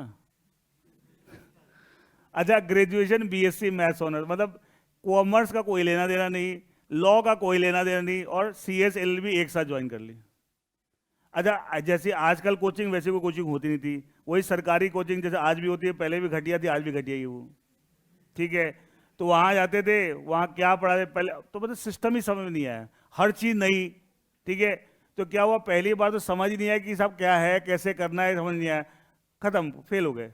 अब क्या हुआ जब, लेकिन जब फेल हो गए तो एक बार तो मेरे मन में एक ख्याल आया था कि साहब मैं, क्योंकि मैं through out life outstanding student रहा हूँ, इसे तुम देखो मेरे पढ़ाने के स्टाइल में मैं हमेशा बच्चों से एक्सपेक्ट करता हूँ बेस्ट बनो। कारण मैं सुना ना, एक डॉक्ट्रिन वो पढ़ा ना अपने, no one can give better than what he himself has. तो ज्यादातर टीचर अच्छी चीज क्यों नहीं सिखाते, उसका रीजन बताता हूँ, वो अपने लाइफ में खुद ही घटिया स्टूडेंट रहे हुए, वो तो घटिया है तो घटिया ही चीज सिखाएंगे ना। हम स्कूल में हमेशा टॉपर है, कॉलेज में हमेशा टॉपर है, आप सोचिए ऐसे बंदे के साथ जो हमेशा टॉपर ही रहा, स्कूल में चले जाओगे तो मेरे बोर्ड जो आउटस्टैंडिंग स्टूडेंट्स होते हैं उनके जो नाम डिस्प्लेड होते हैं बोर्ड पे, उसमें नाम है। तो एक्चुअली क्या अब इतना आपका अच्छा ट्रैक रिकॉर्ड है कि आपके घर वालों का, सारे पड़ोसी रिश्ते सब की एक्सपेक्टेशन भी बहुत हाई होती है। अब वो आदमी फेल हो जाए, एक तरफ आप टॉप कर रहे हो, एक तरफ फेल हो जाए, क्या बहुत बड़ा झटका है ये, सुनो। और रहते थे अकेले दिल्ली में यार, रूम लेके, कुछ फ्रेंड्स नहीं गए आपको, एक होता है घर वाले यहाँ साथ में सपोर्ट, आजकल तो बच्चों इतने सपोर्ट सिस्टम है, ठीक है, अकेले ही डील करना फेले थे। अब वो टैग को लेके मैं घूमता रहता तो क्या यहाँ तक पहुँच पाते? तो ये सब बकवास है। और टैग पे एक बार तो मेरे मन में आया था कि साहब मेरे बस की चीज़ नहीं है, ठीक है, ये क्योंकि होता है ना जब आदमी निगेटिव वही लो फील कर रहे हैं, तो 10-15 दिन तो बहुत गड़बड़ चली। लेकिन 10-15 दिन के बाद अंदर से एक ख्याल आया कि यार जिंदगी में हर चीज़ में बहुत अच्छा किया है, तो ये कौन सी बड़ी चीज़ है। फिर मैंने पूरा समझा, अपने आप पूरी स्ट्रेटजी बनाई कि साहब इस कोर्स को कैसे क्रैक करते हैं, कैसे, कहाँ मैंने गलतियाँ की थी, ठीक है, कैसी मेरी स्ट्रेटजी में क्या कमी रखी थी, और उसके बाद कभी अटका ही नहीं। हर जगह एक बार में, एक शॉट में निकाल दिया सब चीज़। और एक बात और सुनोगे, इतनी मेरे साथ नुकसान हो गया था, फर्स्ट टाइम जब मैंने सीएस एग्जाम दिए थे, उसी समय लॉ के एग्जाम भी पढ़े क्लैश कर रहे थे, तो मैंने क्या सीएस के एग्जाम के चक्कर में लॉ के पेपर छोड़ दिए। अच्छा, लॉ जब सेमेस्टर सिस्टम होता है ना लॉ में, उस समय हमारे सेमेस्टर सिस्टम था ग्रेजुएट 3 साल का, तो उसमें ये होता था कि फर्स्ट सेमेस्टर का पेपर छूट जाए तो आप थर्ड या फिफ्थ में कवर कर सकते हैं। और ये रूल था कि फर्स्ट ईयर में आपके टोटल 5 पेपर एक सेमेस्टर में होते थे, तो टोटल 10 में 5 भी पास हो जाए, हम सेकेंड ईयर प्रमोट हो जाएंगे, आपका साल खराब नहीं होगा, जैसे आपके बीकॉम वगैरह में भी अभी होता है, ठीक है, सेम सिस्टम था। तो मैंने छोड़ दिया था कि चलो सेकेंड सेमेस्टर में कवर कर लेंगे, मतलब सेकेंड सेमेस्टर के 5 पास कर लेंगे, तो मैं सेकेंड ईयर बाद और थर्ड सेमेस्टर में कवर करूँगा। अब जो थर्ड सेमेस्टर जब आया था तो क्या मेरे पेपर 10 हो गए थे, 5 और 5, फर्स्ट के भी सारे छोड़ दिए थे। तो उस थर्ड सेमेस्टर के समय मैंने 10 पेपर लॉ के भी पास किए, तो सीएस का एग्जाम भी पास किया था एक साथ। तो ऐसा कुछ नहीं है कि आपने वो टैग वैग कुछ नहीं होता, वो तो मन को जो मान लो ना, बोलते ना मन के हारे हार है, मन के जीते जीते। अब मन को आप हरा दोगे ना, ठीक है, कोई नहीं हरा सकता, आप अपने आप खुद हराते हैं। दुनिया का ही भाड़ में, दुनिया का क्या काम है, दुनिया तो ठीक है, तुम अच्छा करो जल भुन जाती है, दुनिया के चक्कर में नहीं पड़ना, ठीक है। हाँ, अगर लगता है तुम्हारी कमी रही है प्रिपरेशन में, कुछ भी है, तो उसको बिल्डअप करो। ये सब टैग वैग कुछ नहीं होता, सब बेकार की बात है, यूजलेस चीजें हैं। बड़े बड़े लोगों को देखा है कि सब बड़े बड़े टैग मिलते हैं, वो सब टैग सब दुनिया भूल जाती है, ठीक है, कुछ नहीं होता उन सब चीजों से, कौन क्या फर्क पड़ता है। देखिए, आप एक लॉ पढ़ोगे FEMA, foreign exchange management act, आपके सिलेबस में है। अच्छा, फेमा के अंदर पहले फेरा होता था फॉरेन एक्सचेंज रेगुलेशन एक्ट, वो खत्म हो गया, उसकी जगह फेमा ने ले ली है। कई सारी मूवीज में अभी भी फेरा बोलते हैं, पुराने बोलते थे, ठीक है, अब जितना बेचारे को स्क्रिप्ट राइटर को नहीं पता होगा तो ठीक है बोल देता है। फॉरेन एक्सचेंज मैनेजमेंट एक्ट, उसके अंदर ना जितने भी ट्रांजेक्शन होते हैं उसको 2 हिस्सों में डिवाइड करते हैं, current account transaction and capital account transaction. ये फेमा का सबसे इंपॉर्टेंट पार्ट है। जितने भी ट्रांजेक्शन जिसे फेमा लगता है उसको हम 2 हिस्सों में डिवाइड करते हैं, current account transaction and capital account transaction. इसकी प्रॉपर डेफिनेशन दे रखी है, मैं भी डेफिनेशन में नहीं जा रहा हूं, तो आप पढ़ेंगे तो बताऊंगा कि capital account transaction means so and so, ठीक है, प्रॉपर डेफिनेशन दे रखी है। करेंट अकाउंट ट्रांजेक्शन निगेटिव में डिफाइन किया, current account transaction means a transaction other than capital account transaction. जैसे प्राइवेट पब्लिक कंपनी डेफिनेशन है, भाई 2 ही तरह की कंपनी होती है, या तो private public, proper definition private company की, पब्लिक की निगेटिव में, public company means a company which is not a private company. वैसे ही इसकी प्रॉपर डेफिनेशन है capital account, current account transaction means a transaction other than capital account transaction. अच्छा, ये जो definition है current account transaction means other than, जो भी capital account नहीं है वो सब क्या है, करेंट अकाउंट ट्रांजेक्शन है। क्या ये जनरल डेफिनेशन है? हाँ या ना? क्या इसका स्कोप बहुत वाइड है? हर वो ट्रांजेक्शन जो कैपिटल अकाउंट ट्रांजेक्शन के कंसेप्ट में नहीं फिट हो रही, वो सब क्या है, करेंट अकाउंट। फिर उसके आगे क्या लिखा हुआ, without prejudice to the generality of foregoing, ठीक है, comma, current account transaction includes, कुछ एग्जांपल दे रखे हैं। इसका मतलब कि करेंट अकाउंट ट्रांजेक्शन का जो meaning is confined to only those cases जो वहां लिखा हुआ है, नहीं। क्या anything which is not a capital account although not mention specifically there, क्या वो भी करेंट अकाउंट ट्रांजेक्शन? ये क्योंकि आपने आगे लिखा हुआ एग्जाम्पल है ओनली, ठीक है, उसी मीनिंग से आ रहे हैं, वो भी कैपिटल अकाउंट। अच्छा, जो नीचे लिखा हो करेंट अकाउंट इंक्लूड्स, क्या वो भी वही लिखे हुए जो कैपिटल अकाउंट ट्रांजेक्शन फिट हो रहे हैं, नहीं हो रहे हैं? नहीं हो रहे, ठीक, वो भी उसी मीनिंग से निकाला है, लेकिन कुछ एग्जाम्पल दे दिए समझाने के लिए, पूरी लिस्ट थोड़ी दे दी है। इसका मतलब क्या, उसके अलावा भी कोई अगर उस जनरल मीनिंग में फिट होगा वो भी आपको करेंट अकाउंट ट्रांजेक्शन माना जाए। इसका था कि आगे जो लिखा हुआ विदाउट प्रेजुडिस या करेंट अकाउंट इंक्लूड्स, क्या उसने पहले वाली जनरल डेफिनेशन के स्कोप को डाइल्यूट किया है? नहीं। तो हमने इसके लिए लिख दिया without prejudice, without diluting the scope of the general definition mention before. देखिए एक बार बुक में फटाफट देखिए, an expression containing the words without prejudice or generality of indicates that anything contained in the provision following such word, इसके बाद जो लिखा हुआ है, इसका बाद क्या लिखा होता है? General definition specific is not intended, जो उसके बाद लिखा हुआ is not intended to cut down the generality of the meaning of the preceding provision. इससे पहले प्रीसीडिंग प्रोविजन के मीनिंग को ये जनरलिटी को कट डाउन नहीं कर रहा, उसे स्कोप को डायलूट नहीं कर रहा। For instance as per FEMA 1999, current account transaction means a transaction other than capital account transaction. पहले तो ये लिखा हुआ, फिर लिखा further it says that without prejudice और generality of the foregoing current account transaction includes, कुछ केस दे रखे हैं। क्या ये एग्जांपल है? और ये भी जो एग्जांपल है वो इसी मीनिंग से फिट हो रहे हैं, वो सब ऐसे होंगे जो कैपिटल अकाउंट ट्रांजेक्शन नहीं है। क्या है? नहीं है, यही वाले से आ रहा है। लेकिन और भी केस हो सकते हैं, तो कुछ एग्जाम्पल दे रखे हैं। It means that the second part of definition जो स्पेसिफिक है ना, second part of definition is specific in nature, does not dilute the scope of the first part definition which is general in nature। अच्छा, कई बार ना बच्चे confuse होते हैं, sir अभी आप बोल रहे हैं जनरल को इंपॉर्टेंस ज्यादा, अरे भाई ये तो स्कोप की बात कर रहे हैं।